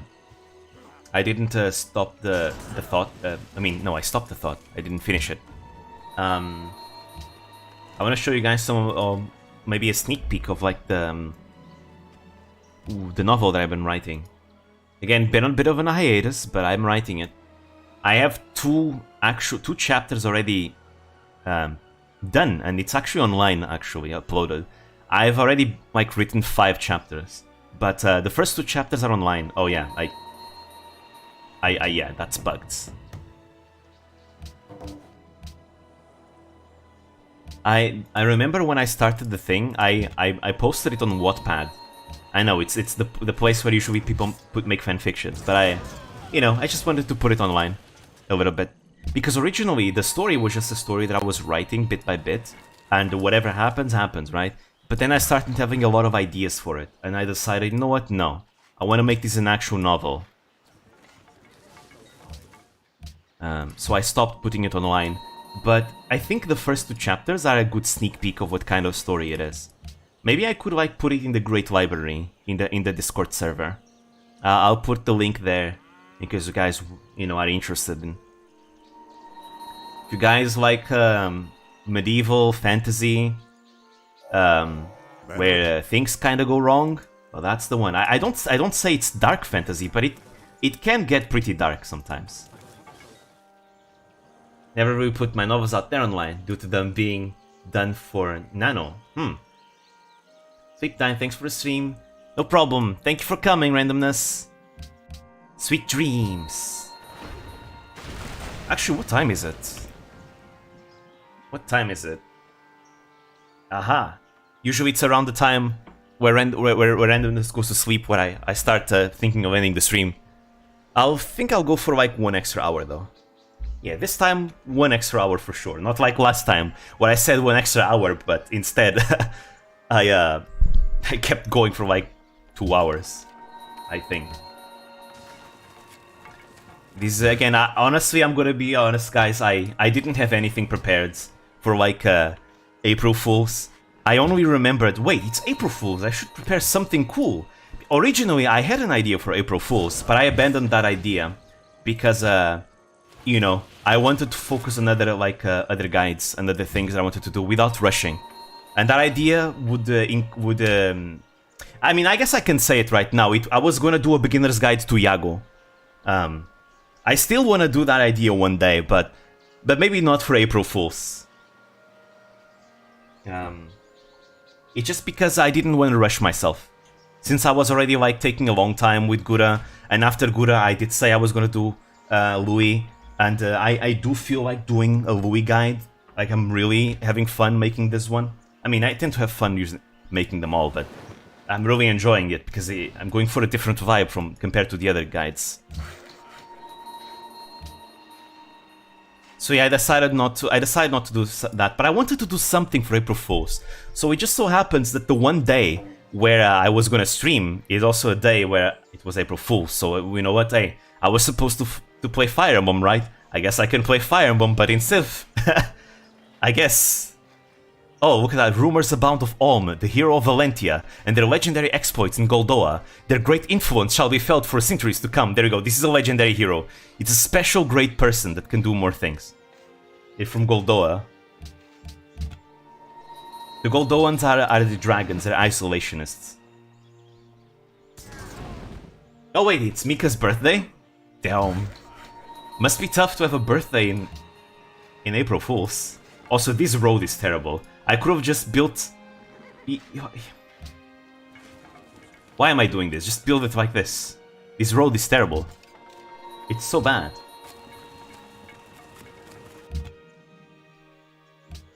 Again, I'm playing like trash in this game.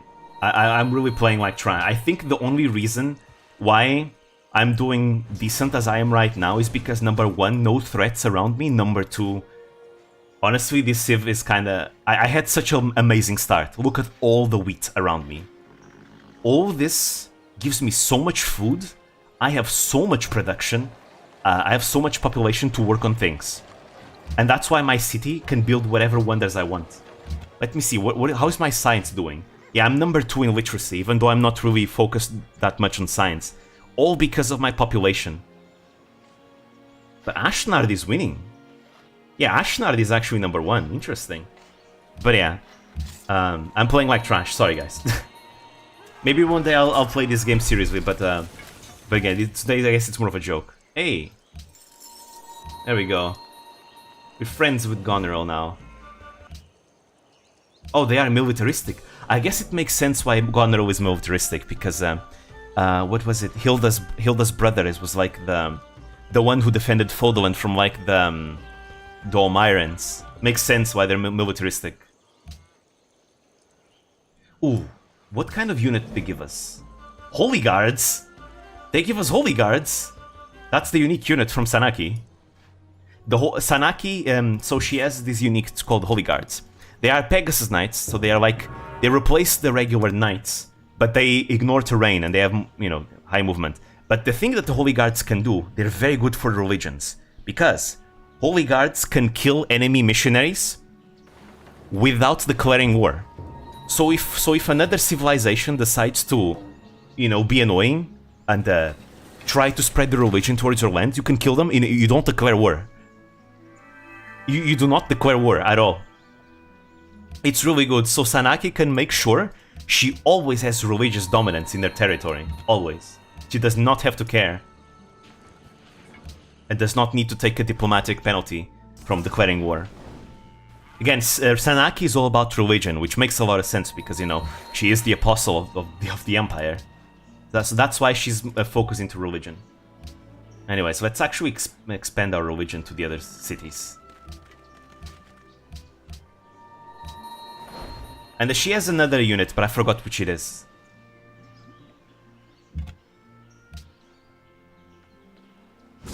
But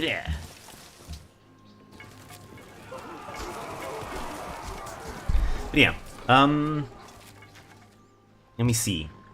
Yeah, this city is struggling to grow. I mean, I guess that's what I can expand from a tundra city, right? I should be using like again, if I was playing more seriously, I should probably like be building a caravan and having that caravan send food to Nebula so that Nebula can grow, and then make a lighthouse and work this fish tile, because a worked fish tile by a lighthouse gives you a lot of food. Would be really, really good. And, you know, probably get this as well. It is extra food at the end of the day. There we go, that definitely helps. But I guess this is not really a serious game right now. But yeah, I wish one day we can get like some Hololive mods. I'll try and learn how to make mods for like civs for the game, but I can't promise anything because it depends on how difficult it is. If it's too difficult, then I can't, because that would take away too much time from things I already do, like videos and writing and things like that. All I can really do is like do the brainstorming. The only Civil thing service. that saves There us we from go. the bureaucracy You can construct villages now. is inefficiency. I like VTuber mods in general. Like, can you imagine like a monarchy of Pekoland, you know, going aggressive and conquering the world, and then maybe you have like a Pomodachi civilization where every single citizen in that civilization is a Pomo. Like, everyone is Pomo in that civilization. And your goal is to try and achieve like a cultural victory where everyone wants to become Pomo as well. You know? I think that would be a lot of fun. Maybe a Iago civilization, Iago ruling Cover Corp, where he focuses on cultural victories, where it's dedicated on generating great people. Because the great people are the talents. Oh, you found the ghoul's teeth. It's a Fire Emblem natural wonder. Have you played Europa Universalis 4? I haven't actually. I've heard good things about it. I think Nina Kosaka has spoken to it about it. I think there was this one collab that Nina and Chiara did together, and actually Nina was recommending the game to Chiara. I'm actually kinda intrigued about it. That and Hearts of Iron 4. I like strategy games. Play StarCraft 1? But StarCraft is more RTS-like. I'm not that good at RTSs. Like, I suck at RTS. The only RTS I really play is Total War. And even then, Total War is half of it played turn-based. But I really suck at RTS. I'm terrible. I'm not good at clicking things fast. Let me see. Look, the production is so incredible. You know what? We have a lot of happiness. I should be expending more. Let's see. Yeah, we want the light... Wait, why can't I build a lighthouse? Wait, can't you build a lighthouse here? Oh, wait, I don't have the lighthouse. That's why. I'm dumb. Ooh, I love workshops, I love production. I love production, man. Productive civs are great. I think if I went forward with that idea of making mods for Whole Live, I'd definitely play a lot of the Kayla civilization. Because the Kayla civilization should be all about production and building wonders. She builds wonders and has insane amounts of production. And is friendly with everyone. I think that would be super cool. Again, getting production off of friendships because she's grinding for her friends, right? Would be a really cool idea for a unique ability for Kayla. The grind never stops. But I definitely want to go for I definitely want to go forward with my idea of the Pekora civilization, where Pekora gains happiness every time she gets denounced by an enemy. Yeah, she has to get denounced, so she needs to piss off the enemies to get denounced to get happiness. And she's all about military conquest, so she's gonna piss off everyone anyways. So she's gonna get more happiness, which is gonna sustain her conquest even more. And perhaps she could even have like bonus science from killing enemy units, you know, which would incentivize you further to go to war. I think that would be so much fun. It's very like in character for Pekora. Like, oh, I'm gonna play pranks on people and people hate me and I'm gonna be happy. Woo! Because again, it creates content, right? Pekora creates conflict, creates content through conflict, and it makes everything super interesting. So that generates happiness because she's happy that she's generating like nice content.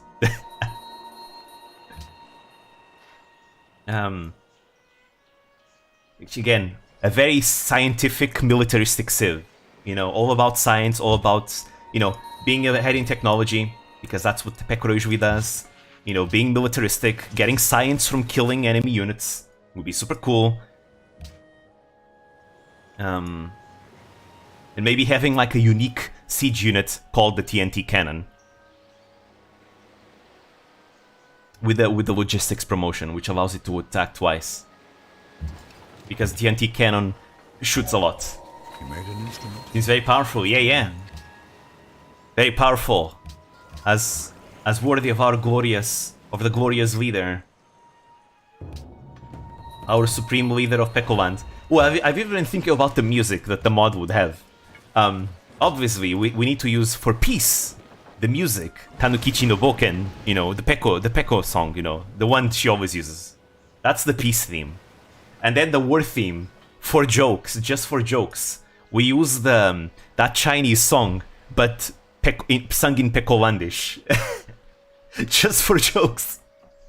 That would be an interesting war theme. Ko pe pe ko ko pe ko pe pe ko. What type of game is this? It's Civilization 5, but we're playing with lots of mods for Fire Emblem. Lots of mods. Right, I want to go for castles because Micaiah gets culture from defense. So it's 7 culture that I get from this. And if I get this, it's 12 culture. And this is 9 culture. And this is 12 culture. Alright, let's see. Amphitheaters would probably be better. I finally made the Writers Guild. Right, no, I want to expand. Let's make more settlers. So I'm going to expand this one here. 1, 2, 3. Okay, it's 3 away from the fish. Oh, there's whales here. Nice. They want me to go here. There is fish. Let me see. Neuschwanstein sounds good for her. Yeah. If only I had the mountains in my territory, but there's no mountains around, unfortunately. So we cannot build Neuschwanstein. Unfortunately.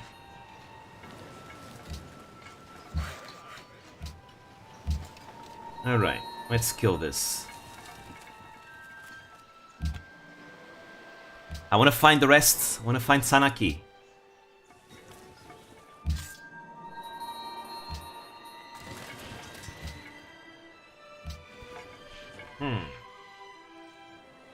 Yeah, everyone is so far away from each other. Because the map is too huge.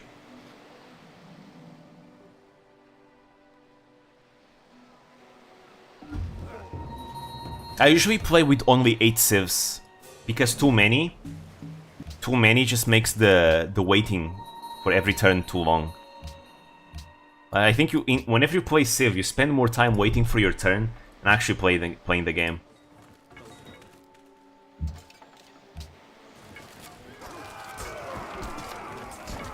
There we go. Camp is gone. I've got me searching up FE mods in the workshop. There's an entire list. There's this list called the definitive list of Fire Emblem mods. You have like over 120 mods for Fire Emblem. There's a lot of them. A lot of them, really. It's a lot of fun. Oh, they have wolves? The hell? Oh shit, look, Dane actually have wolves. Cool. Well then. They're already using slavery, I see, huh? I don't want to go here. There's nothing really for me here. So I'm gonna go here. Just so I can gobble up these borders. No other reason, because I don't want things to be built here and there. Anyways, possible from Hatari aligned city-state? Maybe. I mean, I do have the Hatari mod. The Hatari mod is not, like, the civilization is not in the game, but the mod is enabled.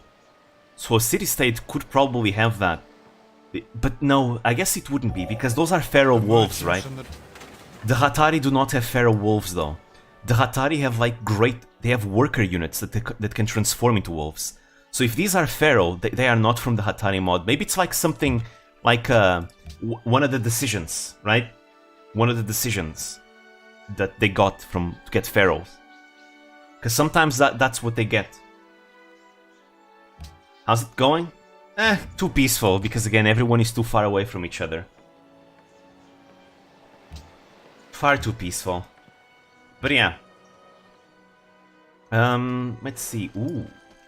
I want to go here, but the city-state has that space. But gems would be nice, though. I guess it's still worth going here, even if I don't get the river. I love getting rivers, though. Where I could go here and get the silver. There's so much forest. Wow. How long do you plan going today? Let's see. I'm gonna go for more half an hour. Half an hour more. Found that collection. It is now going through the subscribe. Nice. Again, his mods are really fun. And again, you have like a true start locations of every single Fire Emblem like world, except Engage, because that's new. It's super fun. I've played an entire campaign in Arcanea with only Arcanean civs. God, it was so fun. Mad fun playing it.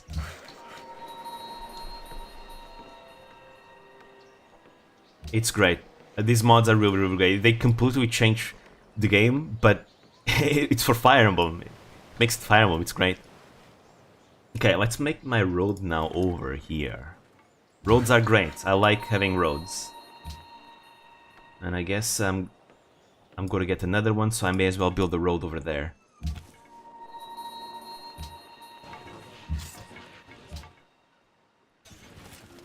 Yeah, this game is too peaceful.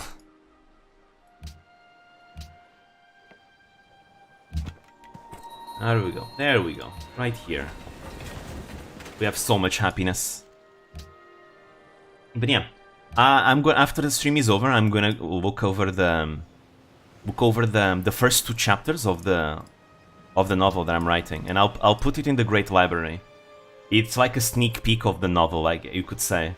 Maybe if a lot of people end up getting hyped about it, who knows? Maybe that will motivate me to actually finish the story. Because I believe the first two chapters of that story are good enough for you to get a good idea of what the story is going to be all about, and from there you can kind of decide if you like it or not.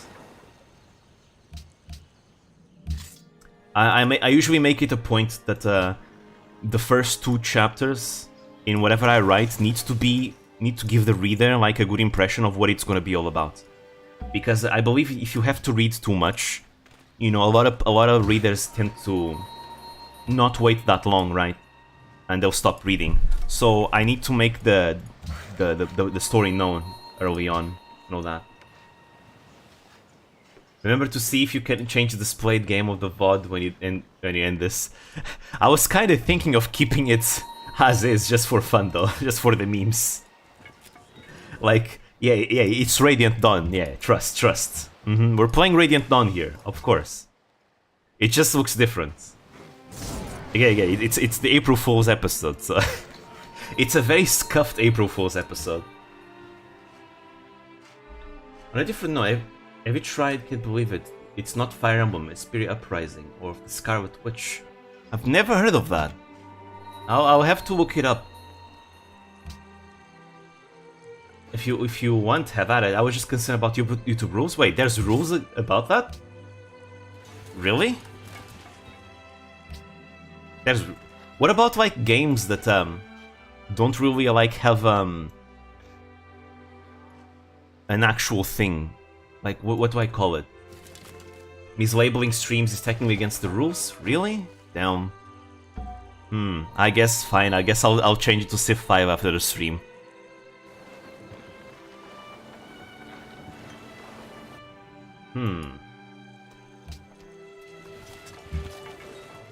Weird. I thought it was fine. Huh. Oh well. That's the way it is. Oh, we got a composite bowman. See, if I was like with a bunch of neighbors near me, I would be spamming composite bowman like crazy, because composite bowmen are very, very important for your early game defense. Like literally, if you have someone aggressive next to you, just rush composite bowman. They will save your life. Amazing units. I don't want to do that, because I want to keep the food. The rule prohibits using the title, thumbnail, description to trick users into believing the content is something it's not. Really? Huh. Damn. Surely there must be an April Fool's joke, right? Right?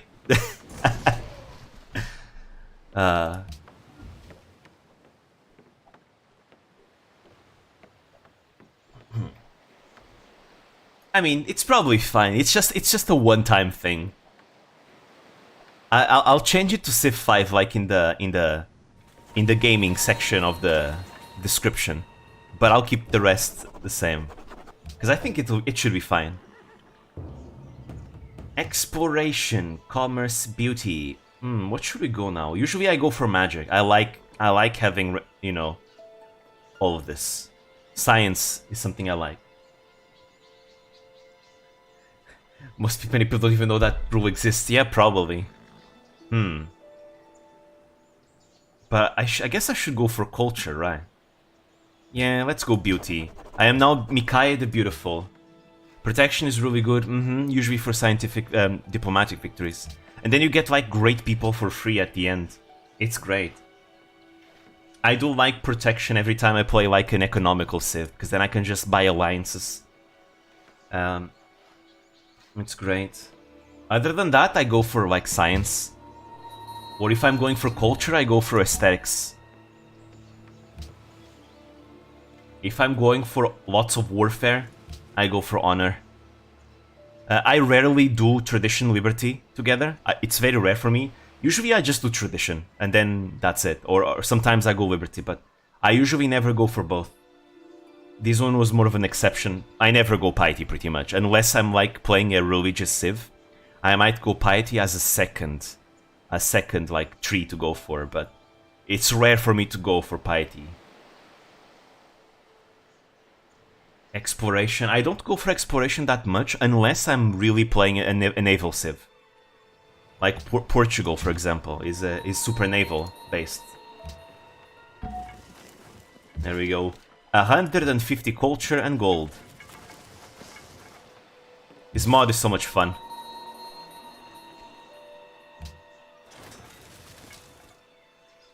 Yeah, I guess small continents would make more cities become more naval based, right? That makes a lot of sense.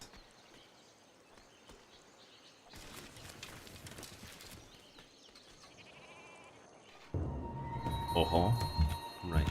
I have the honor opener.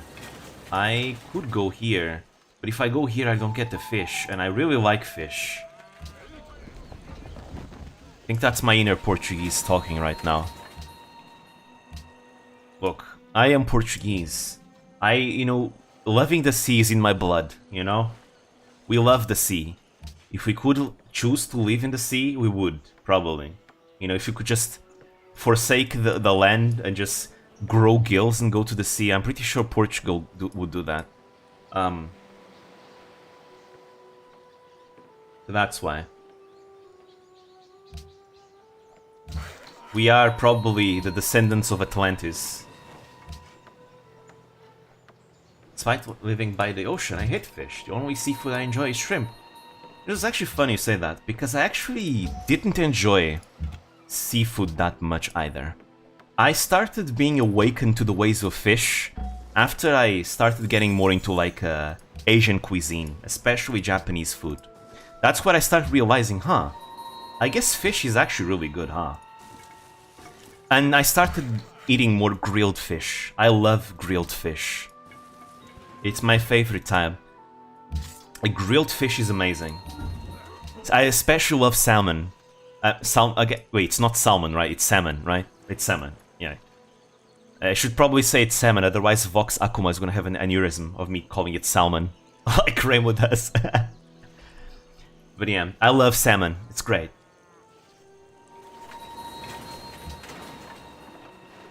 Salmon. It's weird to say it that way, though. I grew up calling it salmon.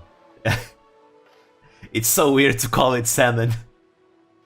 Personally. Forge. Stable.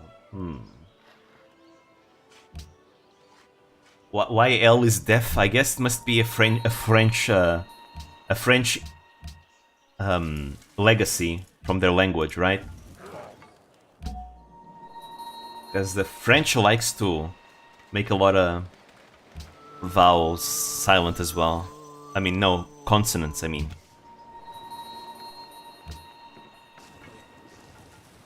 Also, by the way, the shamans, they evolve into... They can promote into dark mages, which have double movement in desert, but that's it. They don't promote more after that. They're more there to give, like, a way for more peaceful civs to defend themselves.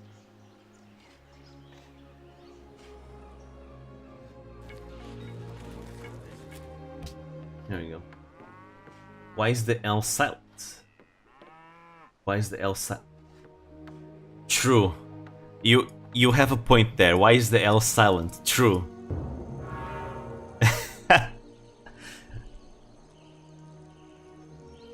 It's no worse than me not realizing lasagne spoken and written were the same thing. Lasagna. What is chivalry?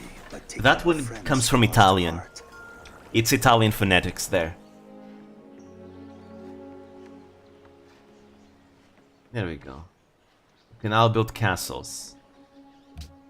There's no one nearby for us to conquer, so it's a waste to go for Alhambra. Though Alhambra gives us culture, though. Okay, let's go for that. I dedicate that one to my Spanish brothers and sisters. Let's see. I guess I may as well go for education. Yeah. Education, and then I'm gonna go beeline for metallurgy, so I can get the defensive buildings as well.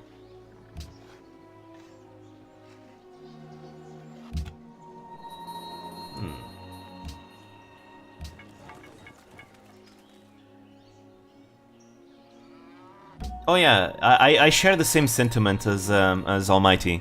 Feel free to correct me, because that's only good. That only ends up benefiting us in the long term. So I'm completely fine with being corrected as well.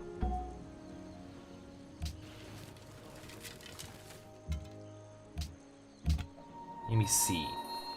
Especially since I like to do writing, being corrected is very important, because you know, I don't want to write with bad grammar. All right, let's get that. You know what? This is gonna take a while. I'm just gonna purchase the lighthouse. I have a lot of money. There you go, lighthouse, workboat. There we go, and just like that, this city became much better. Much, much better. Notre Dame is pretty good too. I like Notre Dame usually whenever I'm gonna go like a conquest game. Other than that, I only build it if I really am gonna build super tall to the point where my happiness cannot keep up. Sometimes that happens. There was a Toho mod that I was playing the other day that they grew so much that actually happened.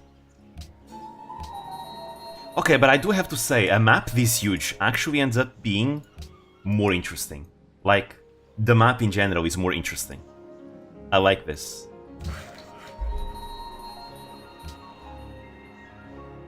My happiness can rarely keep up.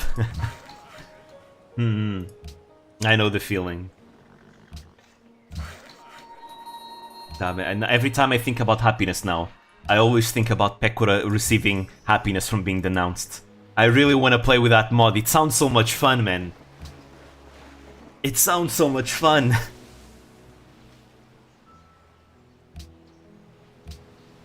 We should always play on Marathon with huge world size, preferably with extra large Earth map.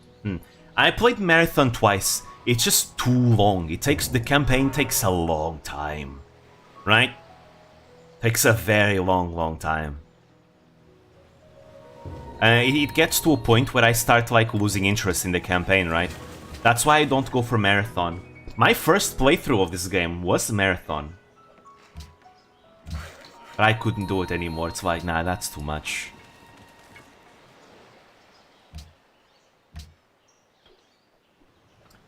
Long solo campaign with a great amount of time in each age to really take it all. I do get that actually. Sometimes I do feel like I literally just got a military unit and I don't get to play around it too much because the era is already over. So that's why I'm trying to experiment and maybe go for a little bit longer campaigns, but not too long. I don't know. I'll have to experiment more. My favorite modded Civ matching personality is Nanoha, who automatically declares friendship with anyone she makes peace deal with. Oh. That's pretty good. Well, it can go both ways, I suppose. Because it means that you might be friends with someone that you don't want to. And that might cause penalties, but other than that, means you can trade with them just fine. Oh yeah, you can trade with them just fine. Like, you can literally go for culture, piss off everyone, they declare war on you, you make peace, but you can still get open borders from them. Yeah, that's actually really good now that I think about it. And open borders will give you, like, an extra, like, bonus towards tourism. Yeah, that's actually really good now that I think about it. You can strategically declare war with people just to make peace and become friends with them, so that you can get open borders for free. That's actually insane. He's known for befriending your opponents after fighting them. Nothing like becoming friends with an enemy on the rival, right? I certainly can relate to that feeling. Alright, let's see. Give me a great hero. What is it? Give me a hero. Okay, we got a merchant. No, I mean, we got an Anna. I'm Anna. Someone should make an I'm Pomo, but I'm Anna version of it. That would be fun. Rivals are just crushes you are mad about having. I mean, not all rivals need to be like an enmity kind of thing. I like rivalries when they are like two people that really want to surpass each other, but they like respect each other a lot. That's my favorite type of rivalry.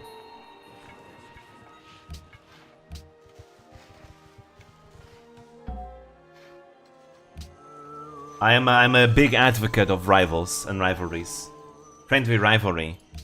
I'm a big advocate of that IRL, like, just in general. I'm not talking even about fiction, just, like, overall. I like, you know, getting rivals. Because, having a rivalry can really push me to my limits and make me better at whatever I'm trying to do, whether it's a video game or at a certain skill or whatever. I love getting rivals.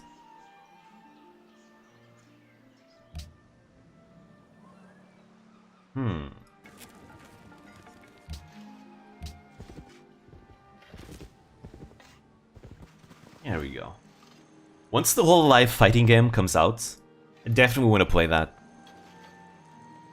I want to try it out, see how it feels. Try to avoid having rivals. I tend to be a sore loser a lot of the time. You know what? I'm gonna be very honest. I think I do too. I think the reason why I started liking rivals was a way for me to cope with losing. I think. Yeah, I started thinking about it, you know. Why do I like rivals so much? And I remember I used to be a super sore loser, so why the hell? And I still feel like bad whenever I lose sometimes, right? And I feel like this fascination of me having rivalries and getting better is a way... Oh.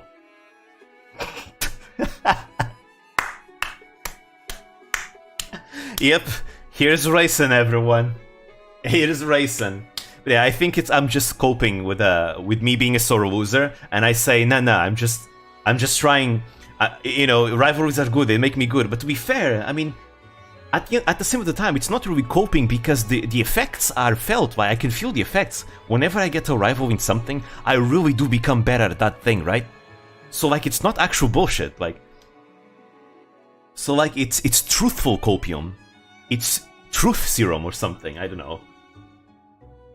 But I think me starting to believe that is what ended up me changing my mind. But yeah, look at that. Rayson is now hostile towards everyone because he now has nukes.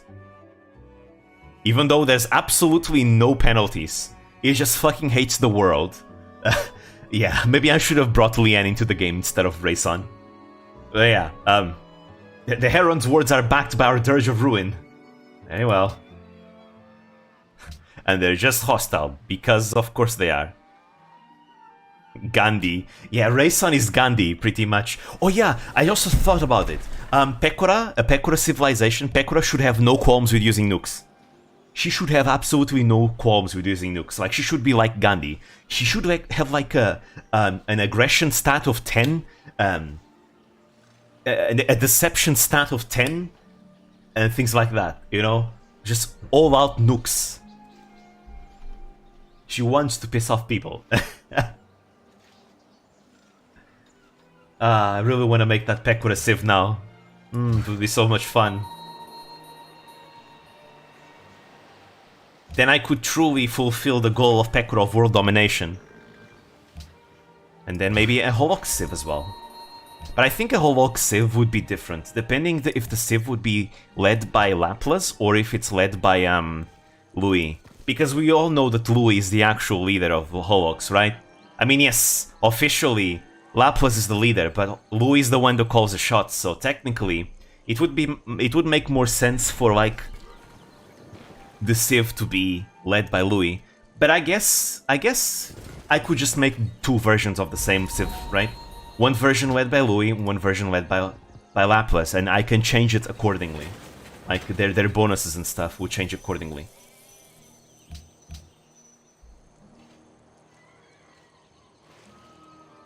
Alright, let's see.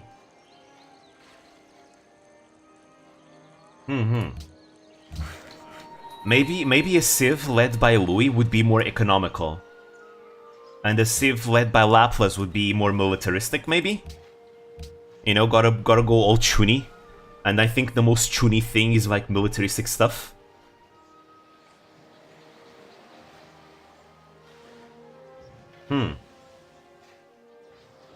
Let's see.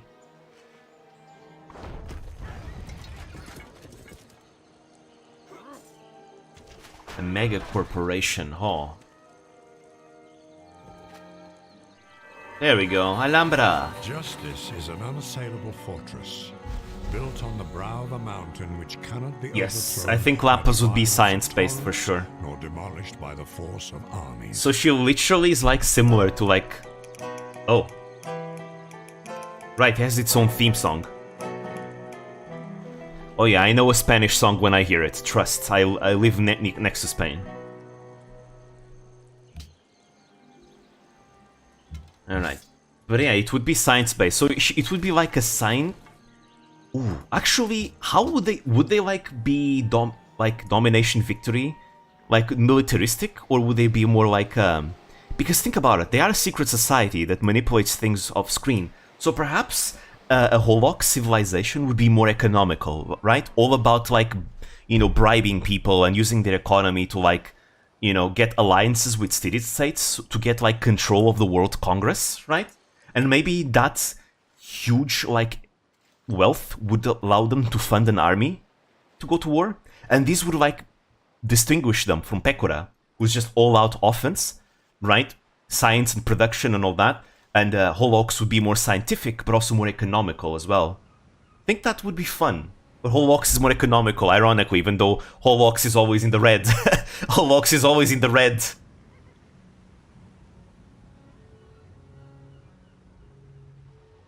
Oh yeah, that's why I think a diplomatic victory would work for Holox, right? Because in Civ 5 you can become the leader, the world leader, by buying everyone's votes of you from the World Congress, which is the diplomatic victory of the game. I feel like that actually would work very well with there.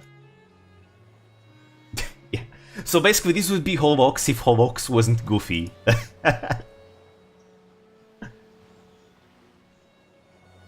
Holox if they actually stopped, you know, spending money unwisely. So Suisse. Well, a Suisse civilization would be interesting too. But I think a Suisse civilization would be different, depending if we're going for like her Rust persona, or if we're going for her Hololive persona. I think they would be different. Psychopath or culture, exactly. I think it would be very different depending on which we go. Maybe both, you know. I like Kayla as being an idea of being a super industrious, you know, production-heavy cultural civ, where she amazes everyone with her wonders. I think Kayla would be that. Peaceful, you know. Being more peaceful. Yago would also be more peaceful, probably. I mean, I can't imagine an aggressive Yago, you know? So Yago would be peaceful. Yago civilization. Very much into culture. Culture and tech. Because again, let's not forget that Cover Corp is a tech company. So Yago civilization should be into science as well. Science and culture both.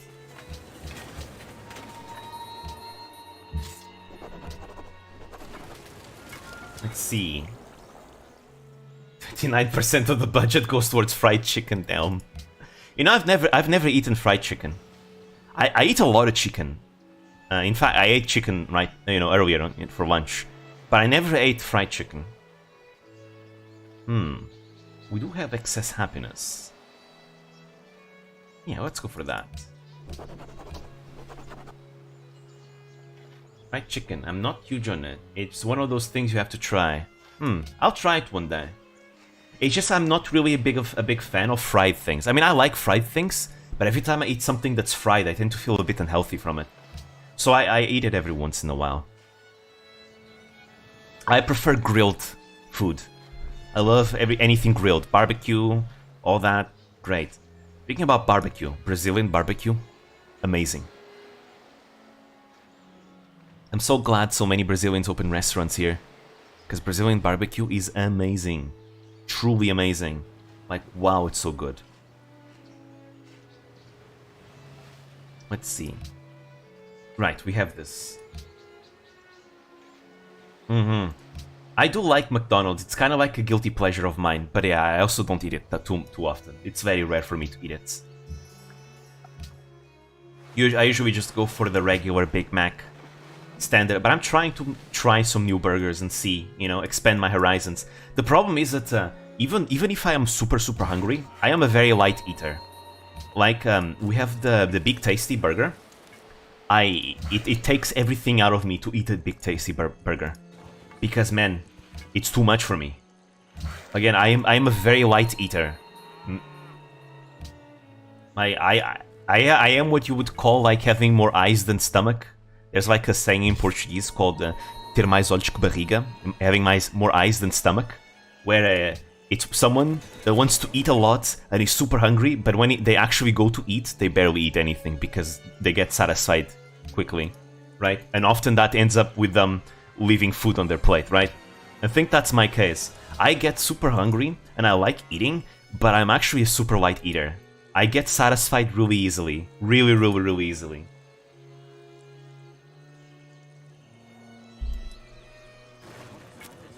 That's why I've tried the Big Tasty. I like it, but man, I really need to be super hungry to eat it, because otherwise I can't. It's too much for me. It's a giant burger. Oh, there we go. We loved King Day. So I usually just stick to a Big Mac. But I want to try other things. I've tried the Mac Royale Tasty once, but I didn't like it that much. Maybe I should try it, but see if my palates have changed.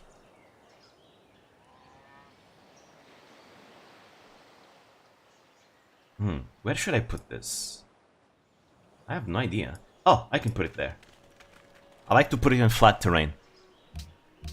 May as well get more faith. Faith allows me to buy. Oh, I know. So the whole thing about Kayla. You know how Kayla pretty much now has like a church in Minecraft, the temple of Kayla. It would be funny if every single production building that Kayla builds also gives her faith. Faith that would allow her to buy, you know, either get her own religion or use that faith to buy great people in the industrial era and forwards. That would be a lot of fun.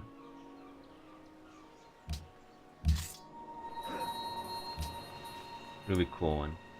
I don't like eater necessarily. I'm just a lazy eater. I don't bother eating when I'm hungry a lot of the time.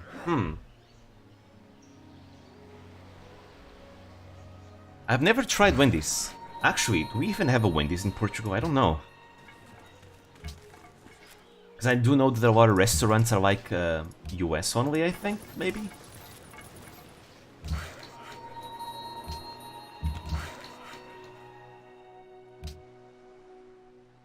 Wendy's is very much NA. Okay, I see. Maybe that's why I've never seen one here.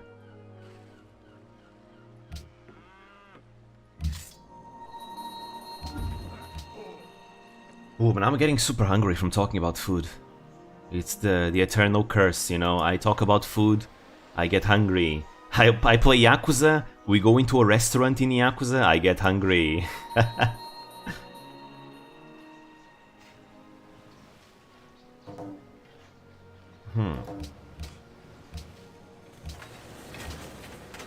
It is about dinner time. Let's see. It's 6 p.m. for me. So, I mean, I guess this would be time around where I would like you know, eat something like a snack. See, the thing about me is that I actually don't tend to feel hungry for the most part, you know? I only feel hungry like this whenever I stream. I don't know why, what about streaming makes me feel so hungry, but it does. Because other than that, I go most of the day eating lunch, dinner, and maybe a midnight snack, and that's it. I skip breakfast because I never am hungry enough to eat breakfast. So I just skip breakfast. I eat lunch, but then lunch I don't eat that much. It's only like a light meal for me. Because again, I'm not that hungry after waking up, and I tend to eat lunch after waking up anyways. And then throughout the afternoon I don't eat anything unless I stream, because then I get super hungry. And then during dinner is where I eat a lot, because I get super hungry during dinner. And then maybe later I might get a midnight snack, like a small thing. And that's it. That's basically my day-to-day, like, eating habits. Not that much. Maybe that's why I'm so thin, because I barely eat anything. People tell me that I should eat more. Oh, there we go. We got Volk as a spy. What do I do? Have snacks right next to your computer for a bit of food to stave off hunger temporarily. I do that sometimes, actually. I actually do that sometimes. But even still, it's usually only at night where I get hungry. Oh, there we go. We got Holy Guards. Ah, but these are not the unique Holy Guards. These are a different Holy Guards, I think. Maybe not. Because I know there's two types of Holy Guard units. I'm gonna send these Holy Guards that can fly. And I'm gonna see if I can just go and clear these camps. Like hobbits with their third lunch and stuff. Yes. Man, recently Lord of the Rings Online got an update. I haven't played Lord of the Rings Online in a few months. But I actually want to get back to it. And experience the game. Talking about Lord of the Rings makes me want to play that game more and more. I know it's not really the greatest of MMOs, but it does have like a dedicated community, right? And I really, really like it. It's the only MMO that I play since a kid that I still play today, right? I mean, I used to play Terra a lot. I love Terra, but Terra kind of changed in ways that I don't like. You see, the thing I don't like about Terra is that the leveling experience no longer feels fun. You have like Terra doesn't actually exist anymore. Yeah, he's gonna like this. There we go. Terra doesn't actually exist anymore. There's only private servers of Terra. I've played some, but again, modern Terra isn't really my thing, you know. Because again, the leveling experience is something you skip. Like literally, if you start a Terra account right now, you can literally skip the entire leveling experience and go straight to endgame. And that's not the kind of MMO I want to play. You see, I like my slow-paced MMOs that are focused on the leveling experience, you know? I like my leveling experience. I like that. I don't like to rush to endgame. I don't. The endgame experience, maybe it's because I never actually experienced endgame, ever, in any MMO. Actually, no, I did a little bit for Terra. But I like going on a journey, going on an adventure, and going through a slow-paced adventure, questing, fighting, and all that, right? That's what I like the most about MMOs. And I feel like Terra lost that. Terra used to be like that. But Terra lost that. It's all about rushing to endgame. And if you want, you can now skip to endgame. And I don't want that. I'm not the biggest fan of raiding. I am not the biggest fan of raiding, I admit now. Probably because I'm a huge, you know, shy person that doesn't want to communicate with others. Right? I don't like communicating with other people, so that's why I don't raid. But I like Lord of the Rings Online because of that leveling experience, right?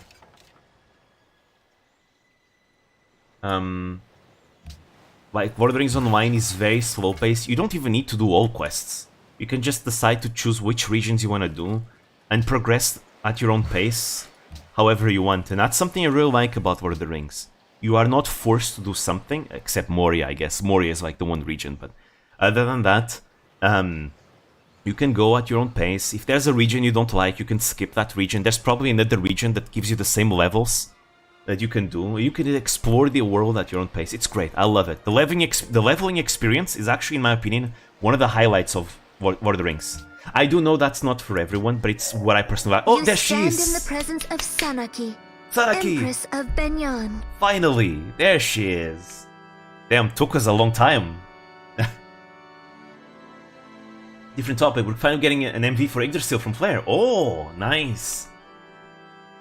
Hype. But yeah, Sanaki, I like Sanaki. She's actually one of my favorite Fire Emblem characters in the entire series. Like, she is legit like a good competent ruler from a nation that is super terrible, right? She looks bigger than I remember. Well, it's because this is Radiant Dawn Sanaki. Radiant Dawn Sanaki is 3 years older than she's 3 years older than Path of Radiant Sanaki, so she grew a bit. I think she's 13 years old in Radiant Dawn, and she's 10, I think. She's 9 or 10 in Path of Radiance, but here she's 13. But yeah, Sanaki is one of my favorite characters in Fire Emblem in general. Like, she's awesome. She's a super good, competent, and nice ruler from a territory that's absolutely terrible. Like, Benyon is absolute like slave kingdom, you know, pretty much. There's like even though slavery is banned in Benyon, the senators of Benyon all like have like a part to play in like this underground slavery of Benyon, and Sanaki tries to fight against that, but it's so difficult like for her to do that. Again, just in general, Sanaki is a great character. I like her, and in Path of Radiance, she has this one scene where she apologizes for the suffering caused against the Herons back when she met Rayson. And again, everyone was like shocked. Oh no, the Apostle of Benyon is taking a knee. She shouldn't do that. What will the Benyon people say? And she's like, yeah, she doesn't care. She's gonna do the right thing. And she did. Again, it just shows that even though she has her moments of snark, yes, her moments of snark and haughtiness, she is humble when she needs to be humble. And again, she's just in general amazing character. 10 out of 10 character. I love her. She's great. Yeah, we'll see more about Sanaki as we play Radiant Dawn, the playthrough. We'll see, because there's a lot about her. Yeah, okay, nice. It's not here. Nice, good. Anyways, you stand in the presence of Sanaki, Empress of Benyon. With the goddess's guidance, I serve as the apostle of this great realm. Should you choose to underestimate me, it may well be the last decision you make them. Yeah, the Tellius games are my favorites because they have, in my opinion, the best story. I know, a lot of people are fans of Jugdral, and I agree, Jugdral is amazing, but I just prefer Tellius' story, you know? It's just, the world building is really good. I think Jugdral will be much better in terms of story once we get the remake, because then that's where we get the actual story more fleshed out, right? Until we get a remake of Jugdral, I'm still gonna consider Tellius like superior in terms of storytelling. Once we get a remake of Jugdral, maybe I'll change my mind, because again, the lore of Jugdral is really good too, really good too. Very well. Anyways, there we go.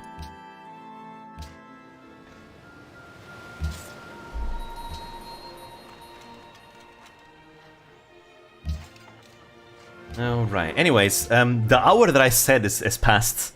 We haven't found anyone else. Oh no, Ashnard wants to invade Sanaki, oh boy. The weakness of Sanaki disgusts me. You know what needs to be done, as I do.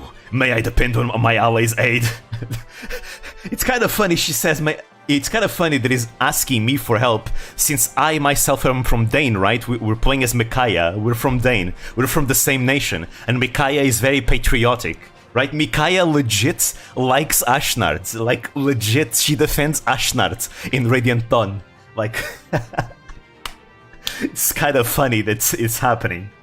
Yes, Micaiah is gonna join her king Ashnard to fight against Benyon. Of course, this is so like fitting in many ways. It's so fitting. Surely asking for help is a sign of weakness, though, I know, right? What you doing, Ashnard? But no. I cannot lie. You have disappointed me. Do not do it again. Who else haven't we found? We haven't found Goldoa. We haven't found Crimea. And we haven't found... No, it's just Goldoa and Crimea. Those are the only two ones, so we haven't found Elincia and the Ginsia. Elincia and the Ginsia. But I don't think we're gonna find them anytime soon, really. Damn, this map is huge. It's actually would be a much cooler map if I had more civs here, but I didn't put any. Because I removed Nyla. I removed Nyla, I removed the other Benyon civ, I removed there's actually a Jill civilization too. Can't find Crimea because Ashnard crushed them. Wait, what the hell? Oh right, they have nuclear bombs, I forgot. I was like, wait, somebody has already planes? But no, it's the nuclear bombs of Serenus. Yeah, and he's gonna get defeated by Ike, and Ike's gonna be the father of Sod's children. Amazing. Well, it was a nice April Fool's joke, but I think I'm gonna end it here. I don't think I'm gonna even save the game, because like this was literally just for an April Fool's joke. Next week we're gonna go back into like Fire Emblem proper, like for real. Tuesday is gonna be an Inisani scenario. It's gonna be our thing now. It's an Inisani scenario Tuesdays, and I'm gonna see if I like stream like a bit like next week. I'll go back to Fire Emblem. I can't promise I'm gonna stream twice for, you know, I wanna work on my Louis video, and you know, something came up recently, you know, something that let's just say that a certain company that we all know probably picked the Liberty opener, you know, and he's expanding super fast, and to the point where, you know, wow, that's really fast expansion. Please chill. So because of that, I'm you know, that together with the Louis guide, I can't be making too many streams every week. I'm still gonna do the Nissan streams. Next week I'm gonna do another Fire Emblem one. But yeah, I'm gonna be working on that. Bam. Anyways, thank you guys for coming. I'm sorry if I disappointed anyone with my April Fool's joke. I really needed. I wanted to do something because last year I didn't do anything for April Fool's. So I was like, nah, I can't let the opportunity pass, right? I gotta do something, even if it's like small. I gotta do something for April Fool's, and I didn't come up with anything. So this was like the best thing I could come up with. So yeah. So can we can add Yakuza Kiwami 1 to Pokemon stream? What do you mean? Wait, Yakuza Kiwami 1? Pokemon stream? Wait, I'm confused.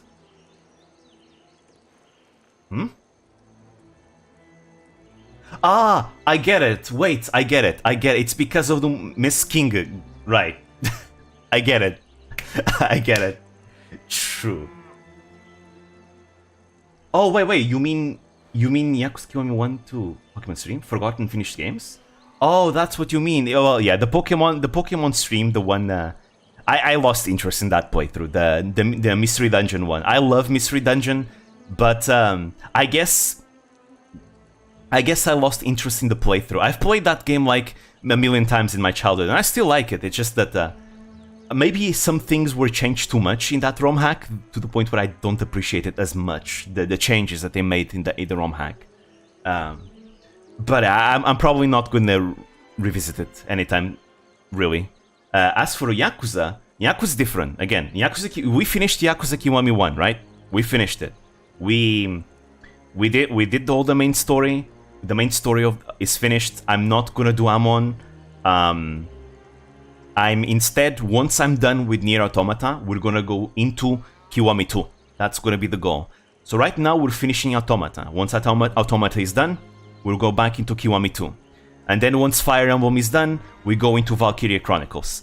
And then, once one of those is done, I think after Valkyria Chronicles is done, we go into Metal Gear Rising. There we go, I was gonna say it now. I wanna do only like 2 playthroughs at the same time. Technically, I'm doing a third one with Ninisani, but I don't consider Ninisani like an actual like regular playthrough. It's kind of different. But I'm gonna play Metal Gear Rising. After I'm done with the first Valkyrie Chronicles. There's another Valkyrie Chronicles after that, but I'll play the 4th Valkyrie Chronicles after we're done with Metal Gear Rising. And yeah, let's hope I don't forget this. And you know, once Yakuza Kiwami 2 is done, I'll go into the Yakuza 3, and again, I wanna play the Yakuza games, more of them. I was just taking more of a break from Yakuza for a while, but I'll go back to it after I'm done with Automata. That's the plan, at least that I have for like a gameplay stream specifically. Again, Nini-Sano scenario does not count in any of these orders or anything. It's just its own thing. And yeah, and any other stream that any idea that I might come up with, because I want to come up with other ideas, but I haven't come up with something interesting. We'll see. Maybe I should do more collabs. I don't know. The one collab I did the other day was fun, and I think being able to collab just is a different dynamic where I get to talk to new people and seeing what comes out of that. I don't know. Maybe I need to socialize more with people online, because I think that's something I'm very bad at. Right? I'm very bad at networking. Very, very bad at networking. We'll see what I can do. But yeah, I feel that sentiment in my soul. I just keep to myself too much, you know? That's the problem. I just keep too much to myself. Hey, who knows? Depressed no Sagi is coming back. Maybe, who knows? I'll be able to have Senpai notice me. But I'm actually hyped for his return, though. I want to see what he's going to bring to the table. Because I do like his videos, you know? He made really nice videos. Like, again, I don't think the controversy with him was, like, malicious. I think it's just, like, an accident, an oopsie that he made. And he realized, oh, I guess this is not too good. But I legit liked what he did. So that's why I'm actually happy to see he's coming back. Really nice. But yeah, that is it. Well, time for a second outro. Thank you guys for coming. I'll see you guys next time. See you guys Tuesday. Bye bye. Sweet dreams. Whoosh.